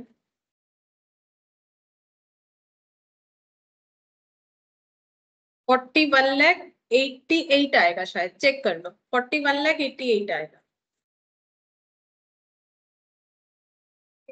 अब निकालो क्लोजिंग स्टॉक। क्लोजिंग स्टॉक कैसे निकालोगे, A - B करके निकालो, कितना आ रहा है, हम लिख देते हैं आंसर, तुम लोग चेक करो, 6,72,000 होना चाहिए। एबनॉर्मल आइटम का कोई क्लोजिंग स्टॉक नहीं रहेगा बिकॉज वो फुल्ली सोल्ड आउट हो चुका है।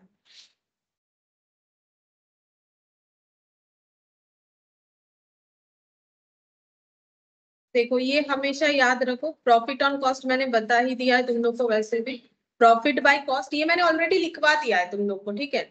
और इसका चेंजेस कैसे होगा ये देखो, ये वाला हम एक बार बता देते हैं फिर से। ये देखो, अगर मुझे दिया हुआ था 25% ऑन कॉस्ट, इसको हमेशा सिंप्लीफाई कर लो, 25/100 यानी 1/4। तो ये क्या है, प्रॉफिट बताया, तो 1 क्या हो गया प्रॉफिट और ये क्या हो गया कॉस्ट। तो ये तो नॉर्मल सा बात है, सेलिंग प्राइस क्या होगा मेरा फिर 5। यहाँ पर लॉजिक लगाओ, बढ़ने का या कम होने का बात नहीं है, सेल करेंगे तो प्रॉफिट हुआ है, क्वेश्चन तो बोल ही रहा है मुझे, तो 5 रुपीज में सेल किए हैं, तो प्रॉफिट ऑन सेल कैसे निकालेंगे, क्योंकि वही हमें चाहिए, जीपी चाहिए ना, जीपी का मतलब प्रॉफिट ऑन सेल होता है। तो प्रॉफिट बाय सेल, प्रॉफिट कितना है 1 रुपीज। अरे प्रॉफिट तो मेरा उतना ही रहेगा, हम 10 रुपए पे निकाले या 12 रुपए में, मैंने पेन 12 रुपए में बेचा तो 2 रुपए का प्रॉफिट, 10 रुपए में खरीदा था, अब प्रॉफिट 10 रुपए के बेसिस पे निकाल लो या 12 रुपए में, है तो 2 ही रुपया, वो थोड़ी ना कम ज्यादा हो रहा है, यहाँ पर 5। तो प्रॉफिट ऑन ऐसे निकलता है, ये सबसे आसान तरीका है कैलकुलेट करने का। लेकिन कंफ्यूज तभी हो गए अगर क्लैरिटी नहीं रहेगा, तो क्लैरिटी सिंपल है, अगर 1 रुपए का प्रॉफिट है, प्रॉफिट ऑलवेज फिक्स्ड है। अब अगर मेरा नीचे दिया हुआ है कॉस्ट, तो फिर मुझे उसका सेल निकालना पड़ेगा, और अगर सेल दिया हुआ है तो कॉस्ट। अब डिपेंड करेगा क्वेश्चन मुझे क्या फाइंड आउट करने के लिए बोल रहा है।